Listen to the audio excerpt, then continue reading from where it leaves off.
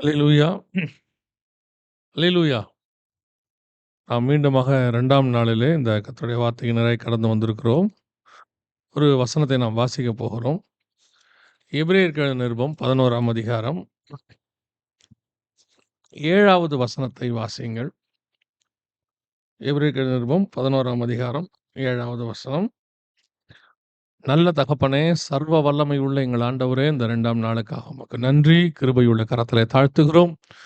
தேவனாகிய கர்த்தர் இம்மட்டும் நடத்தி கொண்டு வந்த எல்லா பாதைகளுக்காக ஸ்தோத்திரம்.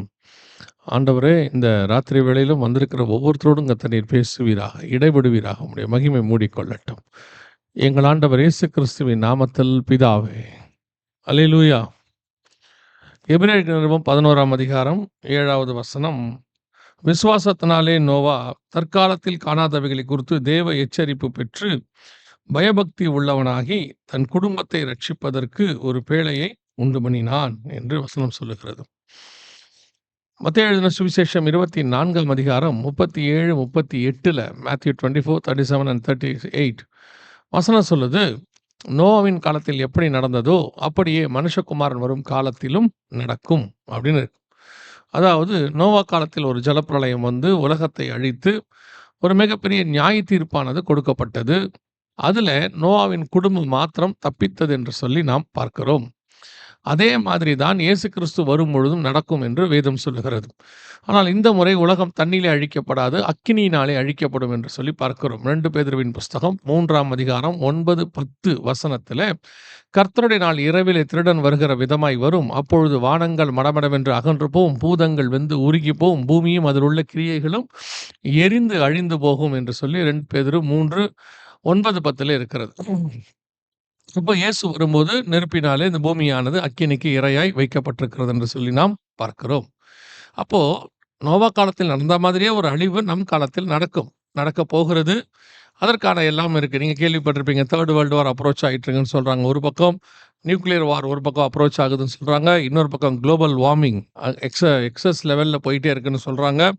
இப்போ எந்த லெவல்ல இருக்கு அப்படின்னு கேட்டீங்கன்னு சொன்னா, நம்ம 2030 இல்ல 50க்குள்ள 1.5லேருந்து 2க்குள்ள தான் இருக்கணும்னு சொல்லி நம்ம எதிர்பார்த்தோம். ஆனா இன்னைக்கு 2025லயே நம்ம 2 டிகிரி செல்சியஸ் இன்க்ரீஸ் ஆயிட்டோம் நார்மலாகவே. ஸோ நமக்கு 2030க்குள்ள இது எங்க போகும்னு தெரியாது அப்படின்னு சொல்லி சொல்றாங்க ஐநால, யுஎன்ல. ஸோ நாம அந்த காலத்த நெருங்கிக்கிட்டு இருக்கோம். அந்த இதுகிட்ட நம்ம ரொம்ப நெருக்கத்துல நாம வந்துட்டோம். அப்படி இருக்கும் பொழுது வசனம் சொல்லுது, நோவா எப்படி தன் குடும்பத்தை ரட்சித்தான் அதுக்கு நடுவுலே என்று சொல்லி. இந்த வேதாகமம் எதற்காக கொடுக்கப்பட்டிருக்கு அப்படின்னு கேட்டீங்கன்னு சொன்னா, நாம இப்போ எப்படி இதிலிருந்து காப்பாற்றிக் கொள்வது என்பதற்கு அன்னைக்கு அவங்க செஞ்சது தான் ஃபார்முலா. உங்களுக்கு தெரியும், என்னைக்கோ பிசிஷியன்ஸ் எழுதுனது தான் ஃபார்முலா. உங்க எல்லாருக்கும் தெரியும். ஆல்பர்ட் ஐன்ஸ்டீனா இருக்கட்டும், அதுக்கு முன்னாடி இருக்கிற சர் ஐசக் நியூட்டனாக இருக்கட்டும், எல்லாருமே அவங்க அன்னைக்கு எழுதின ஃபார்முலா வச்சுக்கிட்டு நாம இன்னைக்கு அதுக்கு மேல என்ன செய்றோம்? டெரிவேஷன்ஸ் பண்றோம், ப்ரோகிராம் பண்றோம், எல்லாம் பண்றோம். அந்த மாதிரி தான் இது ஃபார்முலா. இந்த ஃபார்முலா வச்சுக்கிட்டு தான் நாம இன்னைக்கு என்ன பண்ண முடியும்? சக்சஸ் பண்ண முடியும். அப்ப இந்த 7வது வசனம் இருக்கு இல்லையா? ஹீப்ரூ 11:7 அந்த வசனம் என்ன சொல்லுதுன்னா, அந்த தப்பிக்கிறதுக்கு என்ன பண்ணணும் அப்படிங்கிறதுக்கான ஃபார்முலாவ நமக்கு சொல்லிக் கொடுக்குது. ஸோ இப்ப நம்ம அந்த ஃபார்முலாவ கொஞ்சம் என்ன செய்ய போறோம்? கொஞ்சம் டிரைவ் பண்ண போறோம். நம்ம பாஷையில சொன்னோம்னா, கொஞ்சம் எக்ஸ்பிளைன் பண்ண போறோம். நம்ம அத படிக்க போகிறோம். அதை படிக்கும் பொழுது எப்படி இதிலிருந்து தப்பித்துக் கொள்ளலாம் என்பது நமக்கு தெரியும். முதலாவதாக அந்த 11:7 சொல்லுது, விசுவாசத்தினாலே நோவா தற்காலத்திலே காணாதவைகளை குறித்து தேவ எச்சரிப்பு பெற்று அப்படின்னு இருக்கு. இந்த ஃபர்ஸ்ட் இதான் நம்பர் 1 பாயிண்ட் அப்படின்னு வச்சுக்கோங்களேன். நோவாக்கு இருந்த ஒரு மிக முக்கியமான விஷயம் என்னன்னா, பை ஃபெய்த் அவன் என்ன பண்ணியிருக்கிறாமா, இனி நடக்க போற விஷயத்த அவன் பார்க்கல. ஆனால் கர்த்தரிடத்திலிருந்து ஒரு எச்சரிப்பை பெற்றுக்கொண்டான் இருக்கிறது. அவரு கண்ணால அத பார்க்கல. But he got the caution அப்படின்னு நம்ம சொல்லி பார்க்கிறோம். அப்போ இந்த காரியங்கள் மிக முக்கியமாக நாம் தெரிந்து கொள்ள வேண்டியது, எல்லா ஒரு விஷயத்தையும் பார்த்தா தான் நம்புவேன் அப்படிங்கிற காலகட்டத்துக்குள்ளே நாம் இருக்கிறோம். இது வந்து ப்ரூஃப் பீரியட். எத கேட்டாலும் நம்ம என்ன செய்ய போறோம்? ஒரு ப்ரூஃப் இருக்குதா? அப்படின்னு தான் ஃபர்ஸ்ட் கொஸ்டின். எங்க வந்திருக்குது? Facebookஆ? WhatsAppஆ? Xஆ? எதுல வந்திருக்குது? அப்படின்னு சொல்லி தான் நாம கேட்கிறோம். ஆனால் விசுவாசம் எனப்படுவது யாதெனில், நம்பப்படுவதன் மேல் உறுதியும் காணப்படாததன் மேல் நிச்சயமாய் இருக்கிறது அப்படின்னு சொல்லி பார்க்கிறோம். அதோட அர்த்தம் என்னன்னா, விசுவாசம்னா என்னன்னா, நீங்க பார்க்காதத நம்புறதுக்கு பேர் தான் என்னது? விசுவாசம். பார்த்தா தான் நம்புவேன்னா, அதுக்கு பேர் என்ன கிடையாது? விசுவாசம் இல்லை. அப்படியானால், நான் வரப்போகிற ஆக்கினையிலிருந்து தப்பிக்க வேண்டும் என்று சொன்னால், முதலாவதாக எனக்கு விசுவாசத்தினால் உண்டாகிறதான தைரியம் வரணும். எனக்கு விசுவாசம் எனக்குள்ளே அதிகரிக்கணும். ஃபர்ஸ்ட் பாயிண்ட் அதிகரிக்கணும் விசுவாசம். இப்போ ஒரு ஆச்சரியமான விஷயத்த நம்ம பைபிள்ல பார்த்தீங்கன்னா, ரொம்ப கேர்ஃபுல்லா அதாவது நீங்க சாதாரணமா படிச்சிருப்பீங்க. இப்ப நீங்க அத வாசிங்களேன். ஆதியாகமத்தின் புஸ்தகம் 15ஆம் அதிகாரம் 5வது வசனம் வாசிங்க. ஜெனசிஸ் 15:5 வாசிங்க பார்ப்போம். உட்கார்ந்தே வாசிங்க பார்ப்போம். யாராவது ஜெனசிஸ் 15:5. ம், ம், ம், ம், ம். நல்லா கவனிங்க. இந்த வசனத்துல கர்த்தர் ஆபிரகாமை கூடாரத்த விட்டு வெளிய கூப்பிடுறாரு. கூப்பிட்டு, "அண்ணாந்து பார், நட்சத்திரத்தை எண்ணக்கூடுமானால் எண்ணு, உன் சந்ததி இவ்வண்ணமாய் இருக்கும்" என்றார். அப்படின்னு இருக்கு. அடுத்த வசனம் சொல்லுது, "அவன் கர்த்தரை விசுவாசித்தான். அதை அவர் அவனுக்கு நீதியாக எண்ணினார்" அப்படின்னு இருக்கு. இதுல வெளிய வந்து பார்த்த உடனே, நட்சத்திரத்த எண்ண முடியுமான்னு கேட்கிறாரு. அவன் முடியாதுன்னு நல்லா தெரிஞ்சு போச்சு. இப்போ அவர் சொல்றாரு, "இந்த மாரி உன் சந்ததி இருக்கும்" அப்படின்னு சொன்ன உடனே, அவன் விசுவாசிச்சானாம். "ஆமா" அப்படின்னு சொல்லி. உடனே கர்த்தர் அத என்ன பார்த்தாராம், நீதியா எண்ணாராம். இங்கிலீஷ்ல என்ன இருக்கு அப்படின்னு பார்த்தீங்கன்னா, ஆண்டவர் அத வந்து ஃபெய்த்தா பார்க்குறாராம். அவர நீதின்றதுக்கு ரைச்சஸ்னஸா அப்படிதானே போட்டிருக்கு. ரைச்சஸ்னஸ்ன்னு போட்டிருக்கு. அந்த மாதிரி அவர் பார்த்தாராம். அப்படின்னா, இப்படி நட்சத்திரத்த பாரு, அவன் பார்க்குறான், விசுவாசித்தான். இதுல என்ன பெரிய விஷயம் இருக்கு? கூப்பிட்டு ஒண்ணு காட்டி இத பாரு, அவன் விசுவாசித்தான்னா என்ன அர்த்தம்? அப்படின்னு கேட்டா, பின்னாடி அந்த ஒரு வசனத்த வாசிங்க. ஆ 12வது வசனம் வாசிங்க பார்ப்போம். சூரியன் அஸ்தமிக்கும்போது ஆபிரகாமுக்கு அயர்ந்த நித்திரை வந்தது. சூரியன் சூரியன் அஸ்தமிக்கும்போது அப்படின்னு இருக்கு. அப்படி அர்த்தம் என்ன அப்படின்னு கேட்டீங்கன்னு சொன்னா, இந்த 5வது வசனத்திலிருந்து 12வது வசனம் வரைக்கும் நடக்கிற சம்பவம். அதுக்கு பின்னாடி ஆண்டவர் சொல்றாரு, "நீ போய் என்ன செய்யி, ஒரு 3 வயது கிடாரி, 3 வயது வெள்ளாட்டுக்கடா, 3 வயது ஆட்டுக்கடா, ஒரு காட்டுப்புறா, ஒரு புறா குஞ்சு என்னிடத்தில் கொண்டு வா" என்றார். 9வது வசனம். 10வது வசனம், "அவன் அப்படியே எல்லாவற்றையும் கொண்டு வந்தான்" அப்படின்னு இருக்குது. இப்போ நல்லா கவனிச்சு பாருங்க. ஆபிரகாம் போயி 3 வயது கிடாரி, ஹீஃபர், 3 வயது ஆட்டுக்கடா, லேம்ப், 3 வயது ஆடு எல்லாத்தையும் புடிக்கிறாரு. புறா குஞ்சு எல்லாத்தையும் புடிக்கிறாரு. இதெல்லாம் புடிச்சு கொண்டு வந்து வெட்டி, எல்லாம் செஞ்சு வச்சுட்டாரு. இதுக்கு அப்புறம் தான் வசனம் சொல்லுது, சூரியன் அஸ்தமிக்கும்போது. அப்ப இவ்வளோ விஷயமும் எப்ப நடந்துச்சு தெரியுமா? பகல்ல நடந்துச்சு. பட்ட பகல்ல நடந்துச்சு. இப்ப அவர் அவன வெளியே அழைத்து, டென்ட்ட விட்டு வெளியே வராரு. "வானத்தை அண்ணாந்து பார், நட்சத்திரத்தை எண்ணக்கூடுமானால் எண்ணு" அப்படின்னா, ஆபிரகாமுக்கு நட்சத்திரம் தெரியுமா? தெரியாதா? பட்ட பகல்ல. தெரியாது. அடுத்த வசனம் சொல்லுது, அவன் அதை விசுவாசித்தான். அதோட அர்த்தம் என்னன்னா, என் கண்கள் காணவில்லை, ஆனால் நான் விசுவாசிக்கிறேன் அங்கே இருக்கிறது. நம்பப்படுவர்கள் மேல் உறுதியும், காணப்படாதவர்கள் மேல் நிச்சயம். அங்க இருக்குன்னு எனக்கு தெரியும். ஆனா இப்ப என் கண்ணு பார்க்கல அவ்வளோதான். இப்படித்தான் நோவா எதிர்காலத்தில் நடக்கிறத பார்த்தானாமா. இதுவும் எதிர்காலத்துல நடக்கிறது தான். வசனம் சொல்றது, "இவ்வண்ணமாய் உன் சந்ததி இருக்கும்" என்று ஆபிரகாமுக்கு சொல்லப்பட்டது. அவன் அதை விசுவாசித்தான். இதுவும் நடக்கப் போது. இப்ப இந்த இந்த விஷயத்த சொல்லும்போது, ஆபிரகாமுக்கு குறைஞ்சபட்சம் 75 வயசு. குறைஞ்சபட்சம் 75 வயசு. இந்த காலத்துல சொல்றாரு, "உனக்கு ஒரு சந்ததி வரும்." அது எப்படி இருக்கும்? எண்ணி முடியாததாக இருக்கும். நம்ம என்ன நினைப்போம்? "ஓ! எண்ணி முடியாததுன்னா எத்தனை குழந்தை பொறந்துற போகுது இதுக்கு மேல? 75 வயசுக்கு மேல." அப்படி நினைப்போம். ஆனால் இன்னைக்கு அவன் சந்ததி வானத்து நட்சத்திரத்தைப் போல இருக்கிறது. எண்ணி முடியாததாக இருக்கிறது. அப்படின்னா நமக்கு தெரியணும், விசுவாசம் எனப்படுவது யாதெனில், நமக்கு எதிர்காலத்துல நடக்கிற சம்பவத்த கண்கள் காணாது. கர்த்தர் சொல்றாரு, விசுவாசிக்கணும். இன்னைக்கு இருக்கிற சந்ததிகள்ட்ட, சபைகிட்ட இருக்கக்கூடிய மிகப்பெரிய டிராபேக்ல ஒண்ணு என்னன்னா, விசுவாசம் இல்லாமை. இன்னைக்கு நடக்கிறத நீங்க விசுவாசிக்க ரெடி. டெக்னாலஜிய விசுவாசிக்கிறீங்க நீங்க. நான் சொல்றேன், டெக்னாலஜிய விசுவாசிக்கிறீங்க. ஒரு டெக்னாலஜில அல்லது ஏதோ ஒரு சயின்ஸ்ல இப்படியெல்லாம் நடக்கும்னு சொன்னா, you are ready to accept. ஆனால் பைபிள் இப்படி ஒண்ணு நடக்குதுன்னு சொன்னா, நீங்க அதை யோசிக்கிறீங்க. உங்களுக்குள்ள அந்த விசுவாசம் வரமாட்டேங்குது. ஆனா வசனம் சொல்லுது, நோவா தற்காலத்தில் காணாதவைகளை குறித்து தேவ எச்சரிப்பு பெற்று. இதான் ரொம்ப இம்பார்ட்டன்ட். எதிர்காலத்தில் நடக்கிற சம்பவத்தை குறித்து பைபிள் சொல்றது. அதை எச்சரிப்பு, அதை பெற்றுக்கொள்ளணும், அதை விசுவாசிக்கணும் நீங்க முதல்ல. இப்ப நீங்க எதை விசுவாசிக்கிறீங்க? பிள்ளை படிக்காட்டி வாழ்க்கையில முன்னேறாது. இதை நீங்க விசுவாசிக்கிறீங்க. ஆனா ஆக்சுவலா படிச்சாலும் முன்னேறும், படிக்காவிட்டாலும் முன்னேறாது. உலகத்துல படிச்சவனும் முன்னேறி இருக்கிறான், படிக்காதவங்களும் முன்னேறி இருக்கிறாங்க. அங்க கர்த்தர் இருக்கிறாரா இல்லையாங்கிறது மட்டும்தான் கேள்வி. ஆடு மேய்க்கிறவன ராஜாவா மாத்த கர்த்தரால என்ன செய்ய முடியும்? முடியும். கர்த்தர் எவனையும் உயர்த்த முடியும். ஆனால் நீங்கள் விசுவாசிக்கிறது எதா இருக்கு? படிப்பை விசுவாசிக்கிறீங்க, பணத்தை விசுவாசிக்கிறீங்க, எதிர்காலத்துல பேங்க்ல இருக்க பணத்தை விசுவாசிக்கிறீங்க, இன்சூரன்ஸை விசுவாசிக்கிறீங்க, கவர்மெண்ட்டை விசுவாசிக்கிறீங்க. ஆனா கர்த்தரை விசுவாசிக்க மாட்டேங்கிறீங்க. எல்லாத்து மேலயும் உங்களுக்கு விசுவாசம் இருக்கு. கர்த்தர் மேல மட்டும் விசுவாசம் இல்ல. இல்ல கர்த்தரை விசுவாசிக்கிறோம். அப்போ உங்களுக்கு எதிர்காலத்தை பத்தின தேவ எச்சரிப்பு இருக்கா? உலகம் இப்படி ஒரு ஆக்கினைக்குள்ளாக தீர்க்கப்பட போகுது அப்படின்னா, இமிடியேட்டா உங்க மைண்ட்ல வருதுனே, அப்படியெல்லாம் நடக்காதுங்க. கர்த்தர் அப்படியெல்லாம் விடமாட்டார். கர்த்தர் கிருபை உள்ளவர்.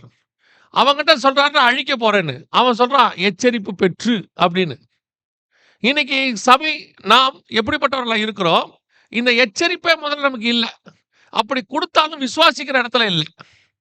இப்ப இந்த சபைக்கு இந்த எச்சரிப்பு கொடுக்கப்படுகிறது. எதற்காக கொடுக்கப்படுகிறது? நீங்கள் உங்கள் சந்ததிகளை வரப்போகிற ஆக்கினைக்கு தப்பித்துக் கொள்வதற்காக முதல்ல நீங்க அதை விசுவாசிக்கணும்ல. அந்த வேர்ட் ஆஃப் காட் உங்களுக்குள்ள சீடா மாறணும்ல. இன்னைக்கு சபை அதை விசுவாசிக்கவில்லை.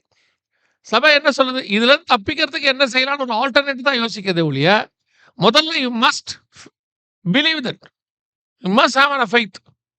ஆமா நடக்கும். பைபிள்ல ஒரு விஷயம் சொல்லிருச்சுன்னா அது நடக்கும். எப்படி ஏதுன்னுலாம் கேட்கக்கூடாது. யோசித்து பாருங்க. 2000 வருஷமா இல்லாத ஒரு தேசம் இஸ்ரவேல்னு ஒண்ணு இருக்கு நம்ம கண்ணுக்கு முன்னாடி. இதை விட ஒரு பெரிய அதிசயம் ஒண்ணு உலகத்திலே இல்லை நான் கேட்பேன்.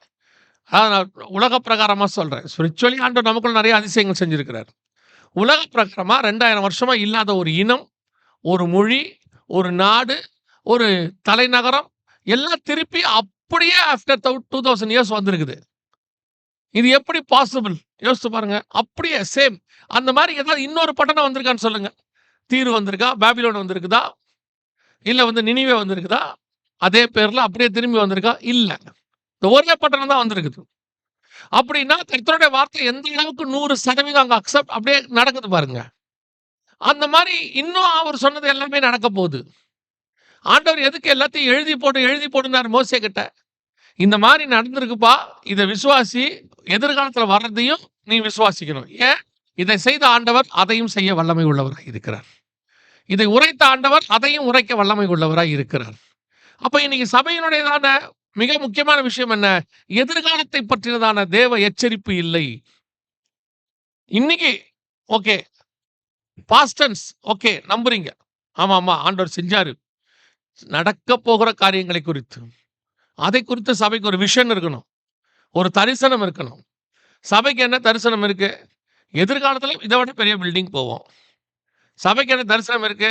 இதை விட பெரிய கூட்டம் நமக்கு வரும். சபைக்கு என்ன தரிசனம் இருக்கு? இதை விட பெரிய பெரிய மீட்டிங்ஸ் நடத்தும். இல்ல இதை விட ஒரு பெரிய அழிவு ஒண்ணு வருது. அது வராது. அப்படிலாம் வராது. அது எப்படிங்க? இதுல வேற இப்ப என்ன சொல்லிடுறாங்க அப்படின்னா, இவர் தான் பேசாம அழிவு வருதுன்னு சொல்லிட்டே இருக்கிறார். வந்துட்டு தானே இருக்குது. உலகம் இன்னைக்கு என்ன இடத்துல இருக்குன்னு தெரியுமா உங்களுக்கு? வேர்ல்டு ஃபுல்லா கலாமிட்டிஸ் நடந்துட்டு இருக்குது. வேர்ல்டு ஃபுல்லா nation again nations, kingdom again kingdoms, wars and rumours of the wars. Bible என்னென்ன சொல்லுதோ அத்தனையும் இருக்கு. இப்ப நடந்துட்டு தான் இருக்கு. கண்ணுக்கு முன்னாடி இருக்கு. ஒரு 20 இயர்ஸ்க்கு முன்னாடி இல்லாதது இப்ப பாத்தீங்கன்னா பயங்கர அலங்கோலமா இருக்கு. உலகமே அலங்கோலமா இருக்கு. ஆனால் இன்னைக்கு நாம இவ்வளோ விஷயங்கள் கண்ணுக்கு முன்னாடி நடந்தும் தேவ எச்சரிப்பு பெறுவதற்கு இல்ல. அதான் ஆண்டவர் சொல்றார். தேவ எச்சரிப்பு பெற்று ஒவ்வொரு நாளும் நீங்கள் ஆண்டவர்கிட்ட கேட்க வேண்டியது. திருப்பியும் சொல்றேன். நீங்க ஆண்டவர்கிட்ட 20 வருஷம் கழிச்சு நான் எப்படி இருப்பேன், 25 வருஷம் கழிச்சு என் பிள்ளைகள் எப்படி இருப்பாங்கன்றத கேட்கறத விட, ஆண்டவரே நீர் வரும்போது நாங்கள் எப்படி இருப்போம்? உங்களோடு கூட இருப்போமா? நீங்க உங்களை பத்தி இப்ப கேட்டாலும் கேட்காவிட்டாலும் பின்னாடி உங்களுக்கு செய்ய போறத கர்த்தர் செஞ்சுட்டு தான் இருப்பாரு. கன்ஃபார்மா செய்யத்தான் போறாரு. வருகை தாமதிச்சா. ஆனால் வருகையில நீங்கள் போவீர்களா? அதான் ரொம்ப இம்பார்ட்டன்ட். 2வது அந்த வசனத்தை வாசிங்க பார்ப்போம். 11:7 வாசிங்க. எபிரேயர் 11:7.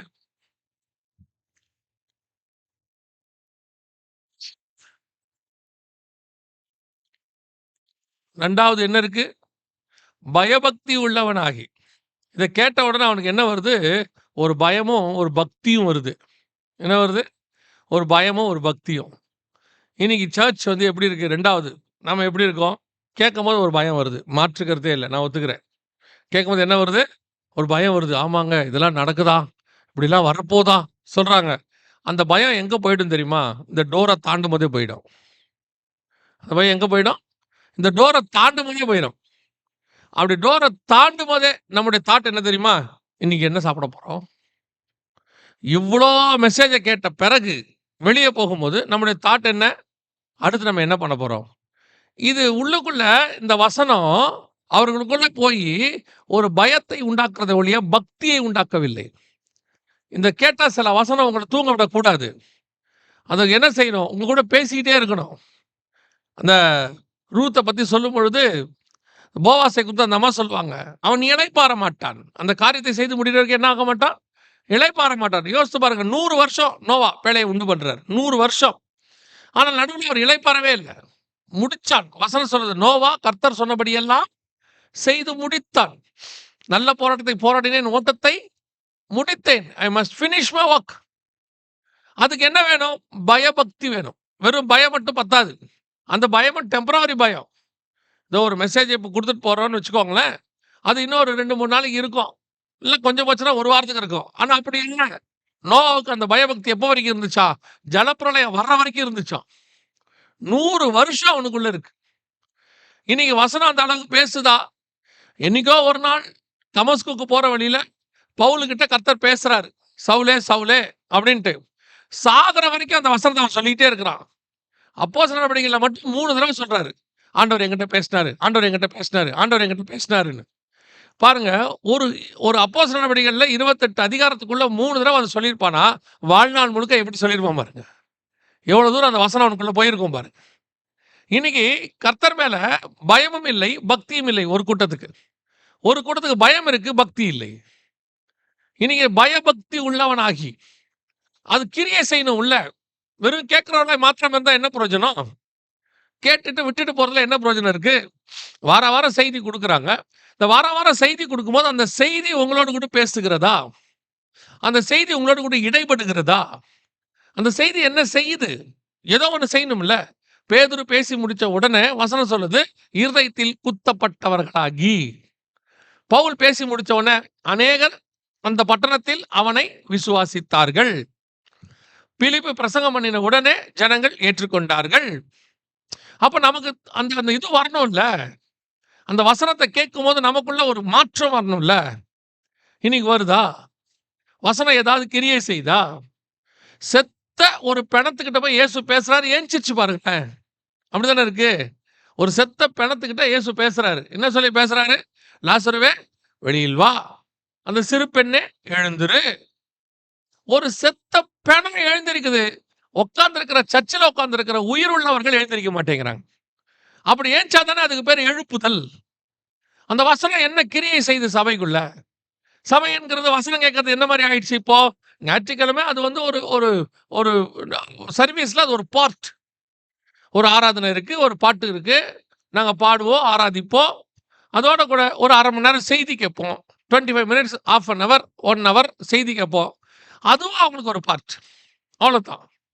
அந்த செய்தி என்ன பேசுச்சு? ஆவியானவர் என்ன இடைப்பட்டாரு? அதுல என்ன டேக் அவே? எந்த இடத்துக்கு போனாலும் ஒரு டேக் அவேன்னு இருக்குல்ல. எந்த இடத்துக்கு போனாலும் ஒரு ஃபோட்டோ எடுத்துக்கிறீங்களா மெமரீஸ்க்கு? என்ன சொல்றீங்க? நம்ம போயிட்டு வந்ததுக்கு ஒரு மெமரிக்கு ஒரு ஃபோட்டோ இருக்கு. ஒவ்வொரு வாரமும் சர்ச்சுக்கு வந்துட்டு போறீங்களா? என்ன மெமரி? என்ன இருக்கு உங்ககிட்ட டேக் அவே? இன்னைக்கு அது ஏதோ ஒண்ணு உங்களுக்குள்ள செஞ்சிருக்கணும்ல. நான் வரத மட்டும் நான் சொல்லவே இல்ல. நான் வந்துட்டு போறது வந்து ஒரு பெரிய விஷயமே கிடையாது. ஆனால் உங்களுக்குள்ள என்ன மாற்றம் ஏற்பட்டு இருக்கிறது? இத்தனை வருஷம் சர்ச், திருப்பியும் சொல்றேன். சபை என்பது ஒரு சடங்காச்சாரமான இடம் அல்ல. ஏதோ கிறிஸ்தவங்கள்லாம் கூடுகிற இடம். It's not a religious site. It's a spiritual site. இது ஏதோ என்டர்டெயின்மென்ட் பார்க் கிடையாது. இது டிரான்ஸ்ஃபர்மேஷன் பார்க். இங்கே வந்தால் சபை ஏதோ ஒரு மாற்றத்தை சந்திக்க வேண்டும். இன்னைக்கு சபை எப்படி ஆயிடுச்சு? காலங்காலமா நம்ம இருக்கோம் 2000 வருஷமா. இப்பவும் இருப்போம். அப்படியே பேசுவோம், கேட்போம், போவோம். நாளைக்கு என் பிள்ளைகளும் இதே சர்ச்சில் மெம்பரா இருப்பாங்க. எங்க அப்பா இருந்தாரு, நான் இருக்கிறேன், என் பிள்ளைகள் இருப்பாங்க. அதுல ஒரு பெருமை வேற நமக்கு. நாங்கள் தலைமுறை தலைமுறையா இதுல இருக்கிறோம். இருந்துட்டு போங்க. நீங்க தலைமுறை தலைமுறையா இங்க இருக்கிறது ஒண்ணும் பெரிய விஷயம் இல்ல. இயேசு வரும்போது உங்க தலைமுறை போகுமா என்பதுதான் முக்கியம். இந்த தலைமுறை அவரை சந்திப்பதற்கு ரெடியா இருக்கிறதா? Are you ready to meet your சேவியர்ன்னு கேட்பாங்க முந்தியெல்லாம். இப்போ இருக்கா? அதுக்கு அந்த பயபக்தி வரணும்ல. அப்பத்தானே நான் வந்து ஒவ்வொரு நாளும் காத்திருக்க முடியும். ஏதோ ஒரு விஷயம் ஒரு அ ஸ்கூல்ல ஒரு டைம் டேபிள் குடுக்குறாங்க. அத குடுத்த உடனே ஒரு பயம் வருதுல்ல. ஐயோ! எக்ஸாம் வருது. நம்ம படிக்கணும் அப்படின்னு சொல்றாங்கல்ல. ஏதோ ஒண்ணு சொன்ன உடனே அவங்களுக்குள்ள ஒரு ஒரு காஷன். ஏதோ ஒண்ணு செய்யுதுல்ல. அந்த மாதிரி சபைக்கு ஒரு காஷன் குடுக்கும்போது சபை ஆயத்தமாகிறதா? கிறிஸ்துவை சந்திப்பதற்கு ஆயத்தப்படுகிற இடத்தில் சபை இருக்கிறதா? அந்த பயபக்தி இருக்குதா? அதுதான் இப்ப கேள்வி. இன்னைக்கு சபையில டேக் அவேவே இல்ல. அதாவது ஆவியானவர் பேசினாலும் டேக் அவே இல்ல. எனக்கு ரொம்ப ஆச்சரியம் என்னன்னா, இயேசு கிறிஸ்து பேசி முடிக்கிறாரு. ஜனங்க அவர்கிட்ட ஃபாலோ பண்ணவங்கள்ல ஒரு 2, 3 வகையான ஜனங்க இருந்தாங்க. ஒரு ஜனங்க என்னன்னு கேட்டீங்கன்னா, அப்பத்தை வாங்கி, மீனை வாங்கி சாப்பிட்டுட்டு போயிட்டான். பார்த்தா அடுத்த மீட்டிங்க்கும் அதே கூட்டம். நல்ல கூட்டம். இப்ப நம்மள மாரி ஊழியக்காரங்களுக்கெல்லாம் எப்படின்னு கேட்டீங்கன்னா, கூட்டத்துக்கு மீட்டிங் வராட்டி மனசு கஷ்டமாயிடும். சில ஊழியக்காரங்களுக்கு அடுத்த மீட்டிங் கூட்டம் வந்துருச்சுன்னா இன்னும் சந்தோஷமாயிரும். இயேசுநாதருக்கு கூட்டம் வந்துருச்சு. இப்ப இவரு என்ன சொல்றாருன்னா கூப்ட்டு, "நீங்கலாம் எதுக்கு வந்தீங்கன்னு?" கேட்கிறாரு. "நீங்கள் எல்லோரும் எதுக்கு வந்தீங்க? அப்பத்துக்கு என்னை பின்பற்றுகிறீர்கள்." அப்படிங்கிறாரு. அதோட அர்த்தம் என்னன்னா, அவர் சொல்ல வந்தது என்னன்னா, போன மீட்டிங்க்கு இவரு முடிஞ்ச உடனே அப்பமும் மீனும் குடுத்துருக்கிறாரு. இவர் குடுத்தாருன்னா கண்டிப்பா டேஸ்ட்டா தான் இருந்திருக்கும். இல்லையா? இவரு பிந்தின ரசமே நல்லா குடுக்குறவரு. அதுவும் நான் வெஜிடேரியன் எப்படி போட்டிருப்பாரு பாருங்க. நல்ல சாப்பாடு போட்டிருப்பாரு போல. சாப்பிட்டு முடிச்சிட்ட உடனே இவன் என்ன முடிவு பண்ணிட்டான், ஒய்ஃப்ட்ட காலைல சொல்லிருவான் போல. இன்னைக்கு இயேசுநாதர் மீட்டிங் எங்கன்னு பாரு. காலையிலே கிளம்பிருவான். எப்பா சாப்பாடு நீ கிறுக்கு மாரி பேசாத. முடிச்ச உடனே அவர் சாப்பாடு போடுவாரு. மிச்சம் மீதி இருந்தா எடுத்துட்டு வந்துருவோம். நாளைக்கு காலைக்கும் வச்சுப்போம். முடிச்சுப்புட்டு திருப்பி அடுத்த நாள் மீட்டிங்கு போவோம். பிளான் பண்ணிட்டான். இயேசுநாதருடைய மீட்டிங்கோடையதான ஷெட்யூல் இவன்கிட்ட இருக்குது. இன்னைக்கு கப்பர்நகூமு, அடுத்து பெத்சாயிதா. அப்படியே ஃபாலோ பண்ணிரு கலிலேயா. அவரு பின்னாடியே போயிருவோம். இயேசுநாதர் பார்த்தாரு. என்னடா வந்த மூஞ்சியே திருப்பி திருப்பி வருது. எல்லா பையனும் கரெக்ட்டா வந்துடுறானே என்ன விஷயம்? வந்து உட்கார்ந்தவனே கேட்பான். மீட்டிங் எப்ப ஆரம்பிக்குதுன்னு கேட்க மாட்டான். எப்ப முடியும்? சில ஆட்கள்லாம் பார்த்தீங்கன்னா, சர்ச்சுக்கு வர்றது லேட்டு. ஆனா லேட்டா முடிச்சா ஒரு கொஸ்டினு. பாஸ்டருக்கு பங்க்சுவாலிட்டியே இல்ல. இவரு என்னமோ பெரிய பங்க்சுவாலிட்டி இல்ல. பக்காவா வந்துட்ட மாதிரி. இவர் லேட்டா வந்து 1/2 மணி நேரம் முன்னாடியே உட்கார்றது. ஆனா லேட்டா முடிச்சா கோவப்படுறது. பாஸ்டருக்கு பங்க்சுவாலிட்டியே இல்ல. ஒரு ஒழுங்கு இல்லையா? அதெல்லாம் கேட்கிற அதிகாரம் உங்களுக்கு இல்ல. அதெல்லாம் யாருக்கு இருக்குதுன்னா, ஆவியானவருக்கு தான் இருக்குது. அவர் தான் முன்னாடி வந்திருக்கிறாரு. அவர் தான் அந்த கேள்வியே கேட்க முடியும். இன்னைக்கு சபை எப்படி இருக்குது? எப்போ முடியும்? என்ன நடக்கும்? செய்தி குடுத்துக்கிட்டே இருக்கிறாரு. இவன் என்ன பத்தி இப்படியே பார்த்துட்டே இருக்கான். இவரு என்னடா எப்படா முடிப்பார்ன்னு தெரியலையே! ஸ்தோத்திரம் ஆண்டவரே! பேசிட்டே இருக்கிறாரு. அப்புறம் ஒரு ஜெபம் பண்ணுவான். கர்த்தாவே அந்த ஆள் வாய்க்கு காவல் வையும். இன்னைக்கு இதான் சர்ச்சோட நிலைமை. ஆமான்னு சொல்றேன். நான் சொல்றது நிஜம். எத்தனை பேர் உட்கார்ந்து அப்படியே செய்தி அப்படியே ஒரு காலம் இருந்துச்சு. 1 1/2 மணி நேரம், 2 மணி நேரம், 3 மணி நேரம் செய்தி கேட்ட காலம்லாம் இருந்துச்சு. இப்பல்லாம் ஒரு சர்ச்சில சொல்றாங்க. பாஸ்டர் எங்க சர்ச்சில 20 மினிட்ஸ் தான் ஆராதனை. நாங்க உங்களுக்காக என்ன பண்ணிட்டோம்? சபையில பேசி, கமிட்டியில சொல்லி, நாங்க கொஞ்சம் டைம் எக்ஸ்டெண்ட் பண்ணி வாங்கிட்டோம் நாங்க. எவ்வளோ நேரம்ன்னு கேட்டேன். 25 மினிட்ஸ்ன்னு சொன்னாங்க. அவங்க போராடி கஷ்டப்பட்டு எவ்வளோ வாங்கியிருக்காங்க? எனக்கு இன்ட்ரோடக்ஷனுக்கே 25 நிமிஷம் வேணும். நான் வசனத்த எடுத்து எக்ஸ்ப்ளைன் பண்ணி, இன்ட்ரோடக்ஷன் பண்றதுக்கு எனக்கு எவ்வளோ வேணும்? இப்ப நான் என்ன சொல்லிருவேன் தெரியுமா? 25 நிமிஷத்துக்கு மேல பேசினோம்னா, அவருக்கு பொறுப்பே இல்லைங்க. சர்ச்சுன்றது என்னங்க? ஒரு டைம், ஒரு ஆர்டர் ஆஃப் சர்வீஸ். இந்த ஆர்டர் ஆஃப் சர்வீஸ்ல யார் போட்ட ஆர்டரு? பைபிள்ல இருக்க ஆர்டர் இருக்கா? சரி ஓகே. நீங்க ஃபிக்ஸ் பண்ணி வச்சுக்கிட்டீங்க. அந்த ஆர்டரும் காட்ஸ் வேர்டுக்கு இல்லாத என்ன இருக்கு? காட்ஸ் வேர்டுக்கு டைம் குடுத்தா தானே அவனுக்குள்ள போய் சீட் போட முடியும். ஒரு சினிமாக்காரன், ஒரு சினிமாவ உங்களுக்குள்ள நுழைக்கிறதுக்கு 1 1/2 மணி நேரம் படம் எடுக்குறான். 2 மணி நேரம். ஆமா தானே? 1 1/2 மணி நேரம், 2 மணி நேரம் படம் எடுக்குறான். அப்பதான் அது என்ன செய்யுது? உங்களுக்குள்ள போது. ஒரு நாளைக்கு பிள்ளைகளுக்கு 8 மணி நேரம் கிளாஸ் எடுக்குறாங்க. அப்பதான் அந்த சப்ஜெக்ட்ஸ் படியும்னு. ஆனா சர்ச் மட்டும் 40 நிமிஷம் தான் பேசும். 50 நிமிஷம் 50 நிமிஷம் இருக்காதுன்னு நெனைக்கிறேன். 40 நிமிஷம் தான் பேசும். அத விட சீக்கிரம் முடிச்சா, அவர மாரி ஒரு நல்ல பிரசங்கியார் உலகத்துல இல்ல. மறுநாள் கூட்டம் இருக்கும். என்ன சொல்லிட்டு வருவோம் தெரியுமா? அவர் சீக்கிரம் முடிச்சுருவாரு. அவர் நல்ல ப்ரீச்சர் தெரியுமா? 1/2 அன் ஹவர்லாம் முடிச்சுட்டாரு. போன வாரம் எம்டி ஜெகன் வந்தாப்புல 1 மணி நேரம் இழுக்குறாப்புல வச்சுக்கிட்டு. என்ன பண்ணலாம்? கொஞ்சம் லேட்டாவே போவோம். இதான் இன்னைக்கு சர்ச்சோடைய நிலைமை. உட்கார்ந்து கேட்பதற்கு யாரும் தயாராக இல்லை. அப்ப தயாராக இல்லாதவன் எப்படி பயபக்தி உள்ளவனாவான்? எப்படி டேக் அவே இருக்கும்? அவன் மைண்ட் செட் ஃபுல்லா என்னவா இருக்கும்? எப்ப முடியும்? எப்ப முடியும்? எப்ப முடியும்? அதானே! அந்த வசனம் உள்ள போய் ஏதோ ஒண்ணு செய்யணும்ல. ஏதோ ஒரு மாற்றத்தை கொண்டு வரணும்ல. இது 1வது கூட்டம் இயேசுகிட்ட. ஒன்லி வந்து சாப்பிட்டு போற கூட்டம். இன்னொருத்தன் இருந்தான். அவன் வருவான் 70 பேரு. நல்லா கேட்பான். கொஞ்சம் ஸ்ட்ராங்கா இயேசுநாதர் பேசினாருன்னு வச்சுக்கங்க. இதுலலாம் நிக்க முடியாது சாமி அப்டின்ட்டு போயிருவான். அப்படி ஒரு கூட்டம் இருக்கு. இவங்கலாம் யாருன்னு கேட்டீங்கன்னா, லைட்டா பேசணும். எப்படி பேசணும்? லைட்டா பேசணும். ஒரு பாஸ்டர் என்கிட்ட சொன்னாரு, "பிரதர் நீங்க ரொம்ப ஸ்ட்ராங்கா பேசுறீங்க. ஏன் நீங்க கொஞ்சம் லைட்டா பேசக்கூடாது?" அப்டின்னாரு. நான் சொன்னேன், "நம்ம 2 பேரும் டீ கடை வைப்போம். அந்த கடையில தான் ஸ்ட்ராங் லைட் எல்லாம் இருக்கு. யோவான் சானகிட்ட போய் நீங்க சொல்லுவீங்களா கொஞ்சம் லைட்டா பேசுன்னு? அப்பால இப்ப விரியன் பாம்பு குட்டியேம்பான். இயேசுநாதர்ட்ட போய் சொல்லுவீங்களா லைட்டா பேசுங்கன்னு? அப்பால இப்போ சாத்தானேம்பாரு. இயேசுநாதர்ட்ட லைட்டும் கிடையாது. யோவான் சானகிட்ட லைட்டும் கிடையாது. பைபிள்ல ஒருத்தங்கிட்டயும் லைட் கிடையாது. எல்லாமே டபுள் ஸ்ட்ராங் தான். இன்னைக்கு சபை எப்படி இருக்குது? 2வது கூட்டம். ஸ்ட்ராங்கா பேசக்கூடாது எதுவும். ஏதோ நீங்க ரொம்ப ஸ்ட்ராங்காலாம் பேசக்கூடாது. லைட்டா மனம் புண்படாதவாறு மெல்லிய வார்த்தைகள். ஒரு ஊழியக்காரர் சொல்றாரு, "அவனே பாவி பாவின்னு பாவம் கஷ்டப்பட்டு சர்ச்சுக்கு வரான். அவன போய் பாவி பாவின்றீங்க. பின்ன அவன என்ன சொல்லணும்? அவர என்ன சொல்லணும்? பரலோகத்தினுடைய உத்தம நீதிமானை உள்ளவான சொல்லணும். நம் பாவம் இல்லை என்று சொல்வோமானால், நம்மை நாமே வஞ்சிக்கிறவனாக இருப்போம்ல்ல. முடிவு பரியந்தம் நிலைநிற்கிறவனே ரட்சிக்கப்படுவான்ல. இப்போ இந்த கடைசி காலத்துல ஒண்ணு வந்திருக்கு. Positive approach. என்ன சொல்லணுமா? Positive approach. Motivational speech. இயேசுநாதர்ட்ட போய் நீங்க பேசி பாருங்க. மோட்டிவேஷனல் ஸ்பீச்ன்னு. அவர் நல்ல மோட்டிவேஷன் பேசுவாரு. ஆனா கிளி கிளின்னு கிழிச்சுட்டு தான் பேசுவாரு. வெள்ளை அடிக்கப்பட்ட கல்லறைன்னு சொல்லிட்டு தான் பேசுவாரு. முகதாட்சண்யம் இல்லாமல் தான் பேசுவார். இன்னைக்கு சபை என்ன இடத்துல இருக்கு தெரியுமா?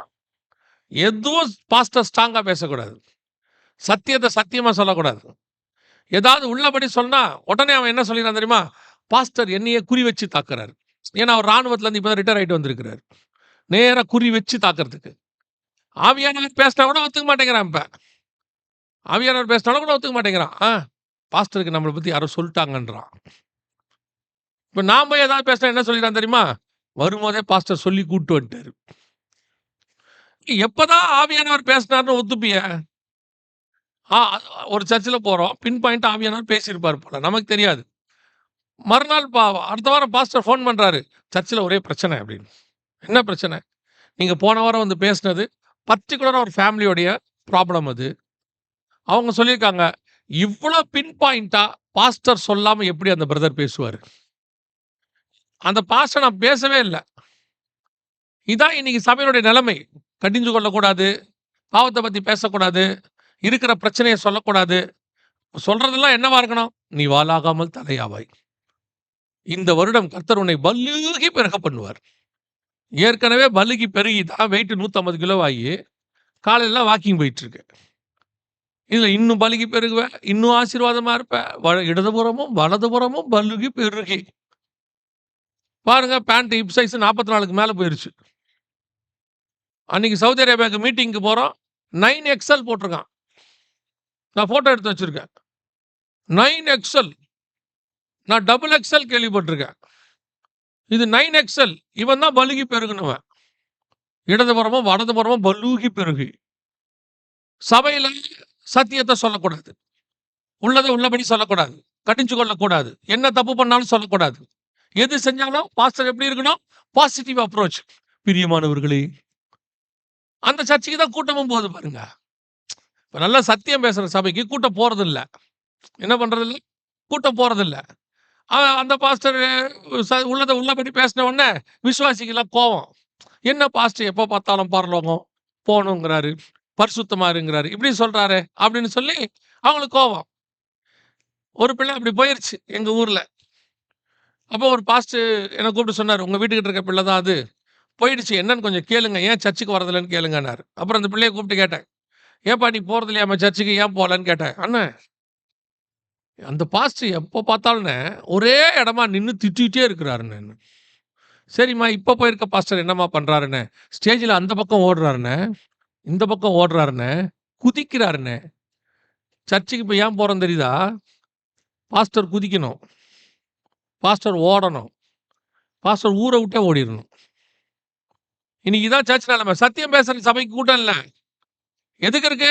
நல்லா ஆடுறவன், கலர் கலரா லைட்டு போட்டு விட்டு குதிக்கிறவன், புகை போட்டு அதுக்கு நடுவுல இருந்து ஓன்னு கத்திக்கிட்டு வரவன், அந்த சர்ச்சுக்கு தான் இப்ப கூட்டம். சத்தியம் பேசுனாங்களா? சத்தியத்துக்கு அங்க வேலை இல்ல. கேட்டா ஒரு சர்ச்சில் உங்க சர்ச்சில் எவ்வளவு நேரம் பிரசங்கம் பண்ணுவீங்கன்னு? 20 மினிட்ஸ் மேக்ஸிமம். Maximum 20 minutes. என்ன ஒரு ஒரு வாரம் அவன் உலகத்துல இருந்து வரான்.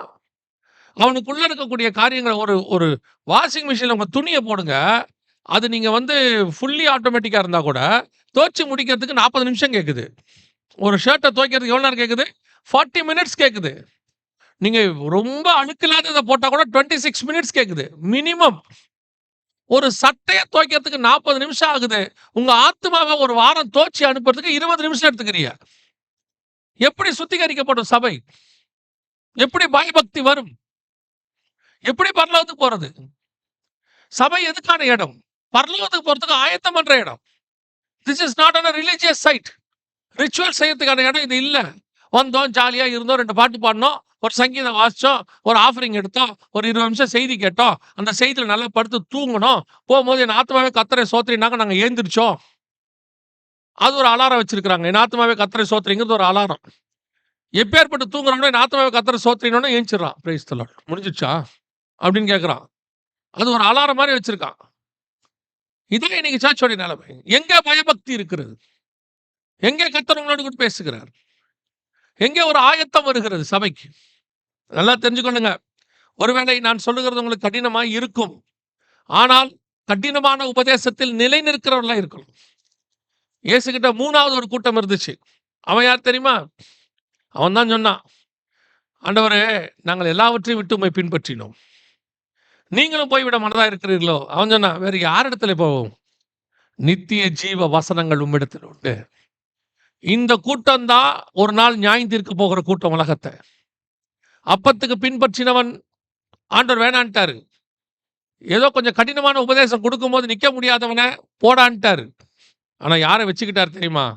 கர்த்தாவே, நீர் எங்களுக்கு கொடுத்தவர்கள். யார் தெரியுமா அவன்? அவன் அப்பத்துக்கு பின்பற்றினவன் அல்ல, எல்லாவற்றையும் விட்டு பின்பற்றினவன். அவன் கடினமான உபதேசத்துல என்ன சொன்னான் தெரியுமா? யார் இடத்துல நாங்கள் போவோம்? ஆண்டவர் ஆவியானவர் கடினமா பேசும்போது சொல்லணும், பேசும் ஆண்டவரே, என்னை சுத்திகரிங்கப்பா, உம்முடைய கை என்னை குட்டட்டும், உம்முடைய போதகருடைய கரம் என்னை குட்டட்டும் இருக்கு பைபிள்ல. ஏன் தெரியுமா? அதுதான் சுத்திகரிக்கும். திருப்பியும் சொல்றேன், வசனத்தை தவிர வேற எதுவும் உங்களை சுத்திகரிக்காது. ஏன்னா வசனம் தான் பட்டயம், அதுதான் உருவாக்கம். நீங்க என்ன நினைக்கிறீங்கன்னா, அப்படியே தடவி கொடுத்து தடவி கொடுத்து தடவி கொடுத்து போகணும்னு நினைக்கிறீங்க. ஆமா தானே? அப்படியே பாஸ்டர் எப்படி பேசணும், அப்படியே பாலிஷா பேசிட்டு போகணும். நீங்க போய் பாருங்க, கொஞ்சம் சீரியஸ் ஆயிடுச்சுன்னா ஆப்ரேஷன் தான் பெட்டரும்பாங்க. ரொம்ப அதிகமா ஃபீவர் ஆயிடுச்சுன்னா ட்ரிப்ஸ் போடணும்னு சொல்லுவாங்க. டேப்லெட்ல கண்ட்ரோல் ஆகலைன்னா ட்ரிப்ஸ் தான் போடணும்பாங்க.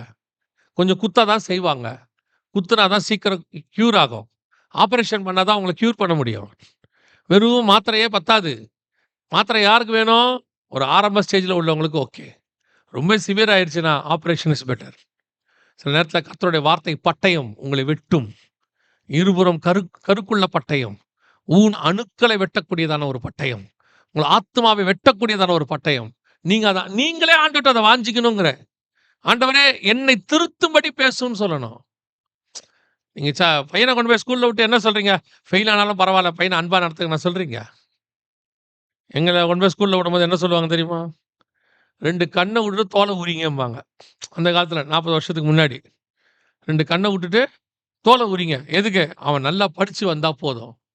மிலிட்டரியில போய் பாருங்க. சொல்ல முடியுமா? மிலிட்டரியில போய் சொல்ல முடியுமா? எந்த விதம் கஷ்டப்படாம பார்த்துக்குங்க. காலையில ஒரு 7:30 மணிக்கு எழுப்புங்க. நல்ல ஒரு சாப்பாடு கொடுங்க. அவன் முடிஞ்சா எக்சர்சைஸ் பண்ணட்டும். இல்ல படுத்து சொல்லுவானா? 5:30 மணிக்கு எழுப்புவான்.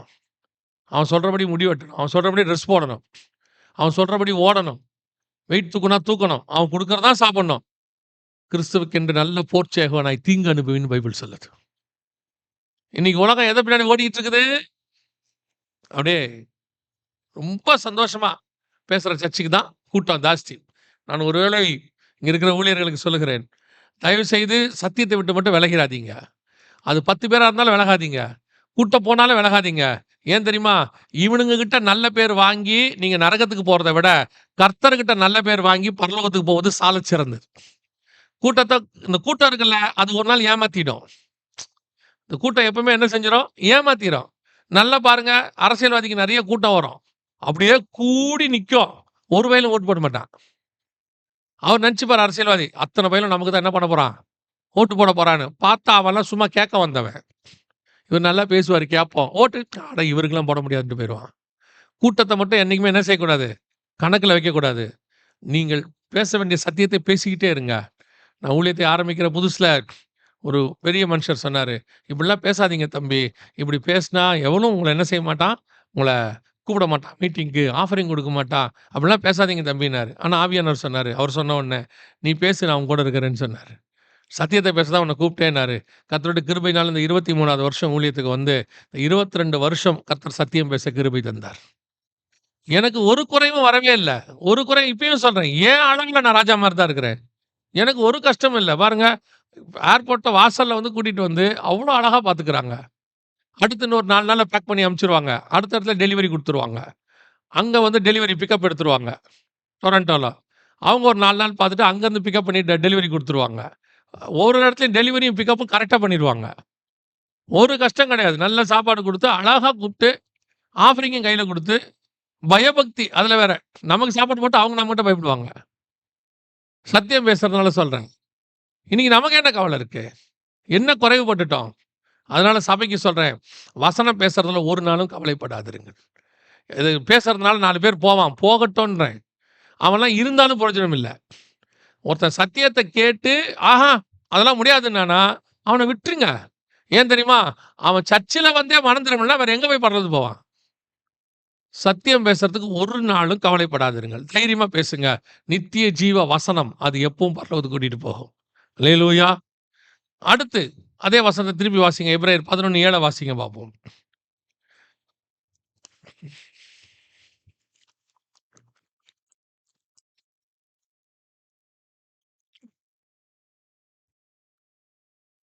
தன் குடும்பத்தை ரட்சிப்பதற்கு என்ன உண்டு பண்ணினான்? வேலைய உண்டு பண்றது ஆண்டவர் சொன்னது. அது இருக்கட்டும். அது எப்படி உண்டு பண்ணாங்கிறதெல்லாம் வேற 2வது. அத விட முக்கியம் அவனுக்கு யாரை ரட்சிப்பதற்கு? குடும்பத்தை ரட்சிப்பதற்கு. இன்னைக்கு கடைசி காலத்துல மிக மோசமாக பிசாசு எங்க குளறுபடி பண்றான்னு கேட்டீங்கன்னா, ஃபேமிலீஸ் தான். காட் முதல்ல உண்டாக்குனது ஃபேமிலி தான். ஆண்டவர் என்ன பண்ணாரு? ஃபேமிலி தான் உண்டாக்குறாரு. கணவன், மனைவி. அதான் உண்டாக்குறாரு.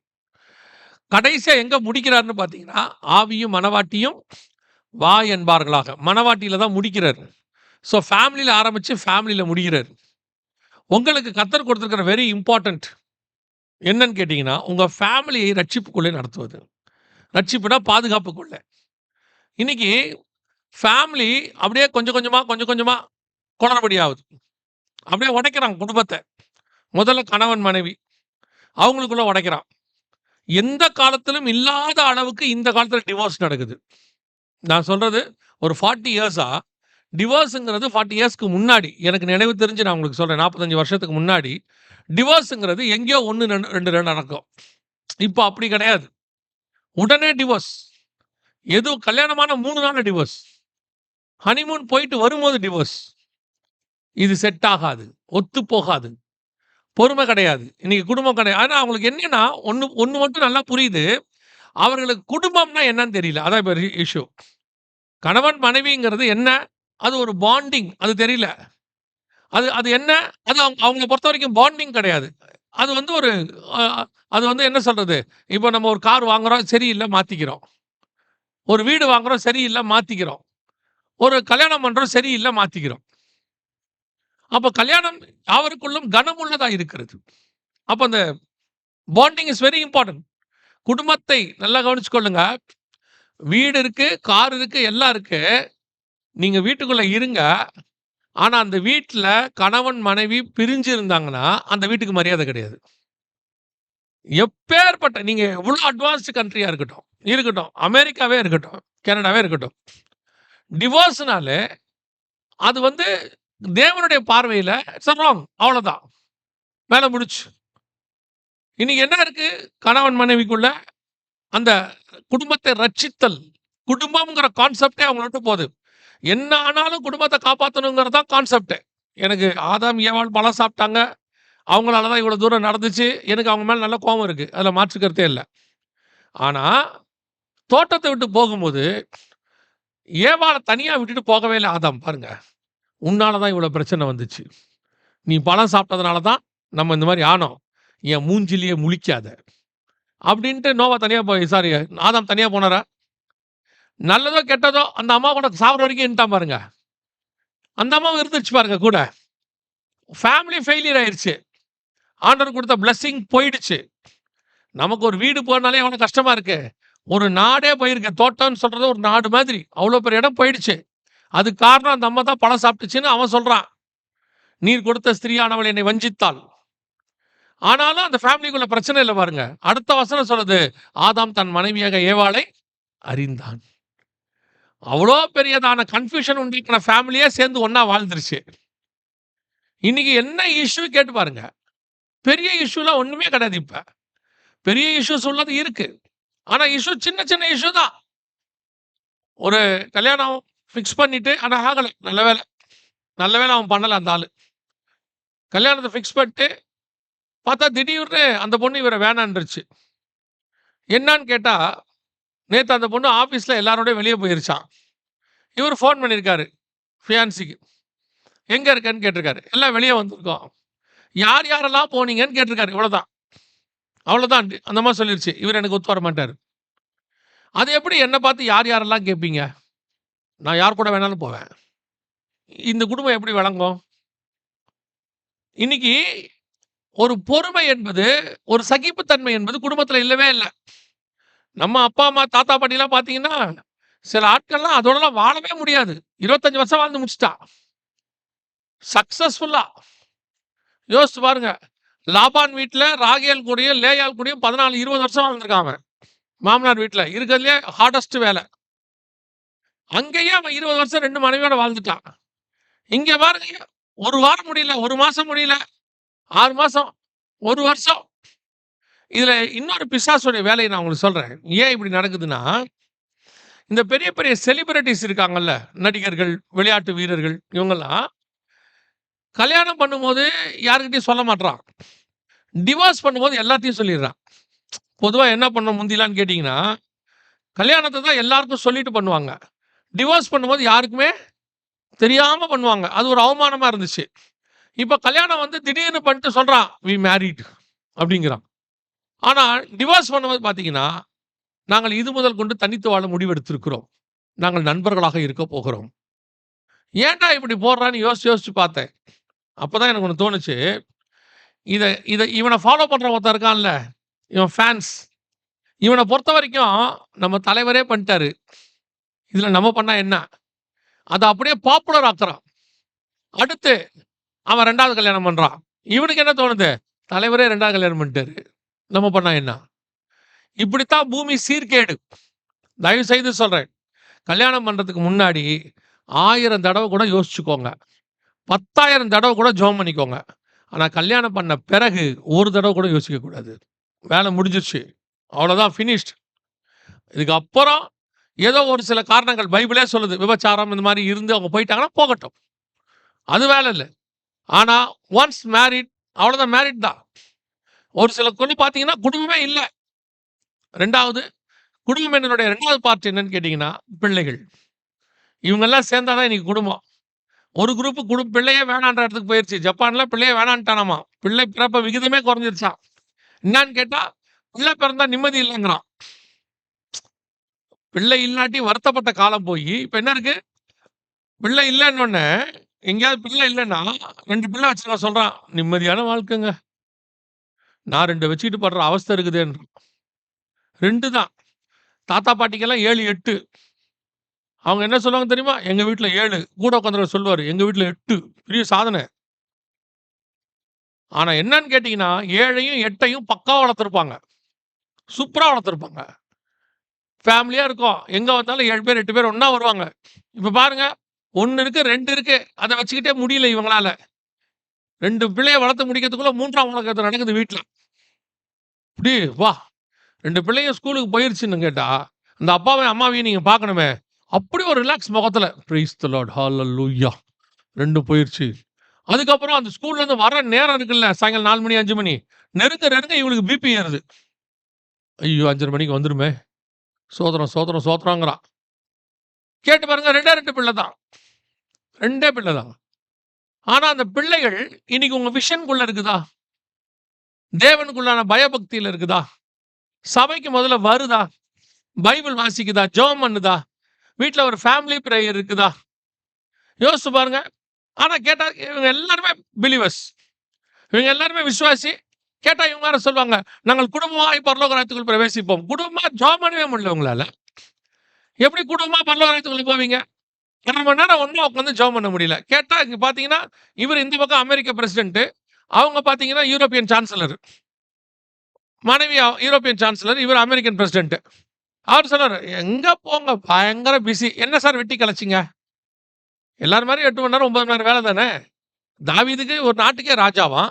அவன் சொல்றான், கர்த்தரை எப்பொழுதும் எனக்கு முன்பாக வைத்திருக்கிறேன். நோவா ஒரு பேழையர கட்டுறாரு. வசனம் சொல்லுது, நோவா கர்த்தரோடு கூட சஞ்சரித்துக் கொண்டிருந்தான். இயேசுநாதரை விடவா நீங்க பிஸி? உலகத்தின் பாவத்தையும் சுமந்து தீர்க்க வேண்டிய முக்கியமான பொறுப்புல இருக்காரு. அவர் சொல்றாரு, பிதா என்னை தனியே இருக்க விடுகிறதில்லை. Always walking with the God இருக்கு இங்கிலீஷ்ல. யோசிச்சு பாருங்க, இன்னைக்கு இருக்கிறது ஒரு 8 மணி நேரம் வேலை. அதுலயும் 4 மணி நேரம் செல்போன் தான் பார்க்குறீங்க. இந்த வாட்ஸ்அப், ஃபேஸ்புக், இந்த உட்காந்துருக்கீங்க. வெட்டி கலந்தா அதுலயும் என்ன பார்க்குறீங்க? சொல்லுங்க. வாட்ஸ்அப்ல அப்படி என்ன பார்த்துட்டீங்க? எவனோ ஒருத்தன் எங்கேயோ என்னவோ பண்ணான். அத பார்த்துட்டு அதுல உங்களுக்கு என்ன பிரயோஜனம்? ஒரு பிரயோஜனமும் இருக்காது. சும்மாவாவது பார்த்துட்டு இருப்பீங்க. அத போய் பார்த்து முடிச்சு, குடும்பமா உட்காந்து ஜெபம் பண்ண சொல்லுங்க, நேரம் இருக்காது. பிள்ளைகள கூப்பிட்டு கேட்டு பாருங்க, நோ மம்மி. மத்ததுக்கெல்லாம் எவனாவது பிரியாணி குடுக்குறான்னு சொல்லுங்க, ஃபேமிலியா கிளம்பிறது. யாராவது ரெஸ்டாரண்ட்டுக்கு கூப்பிட்டா உடனே ஃபேமிலியா.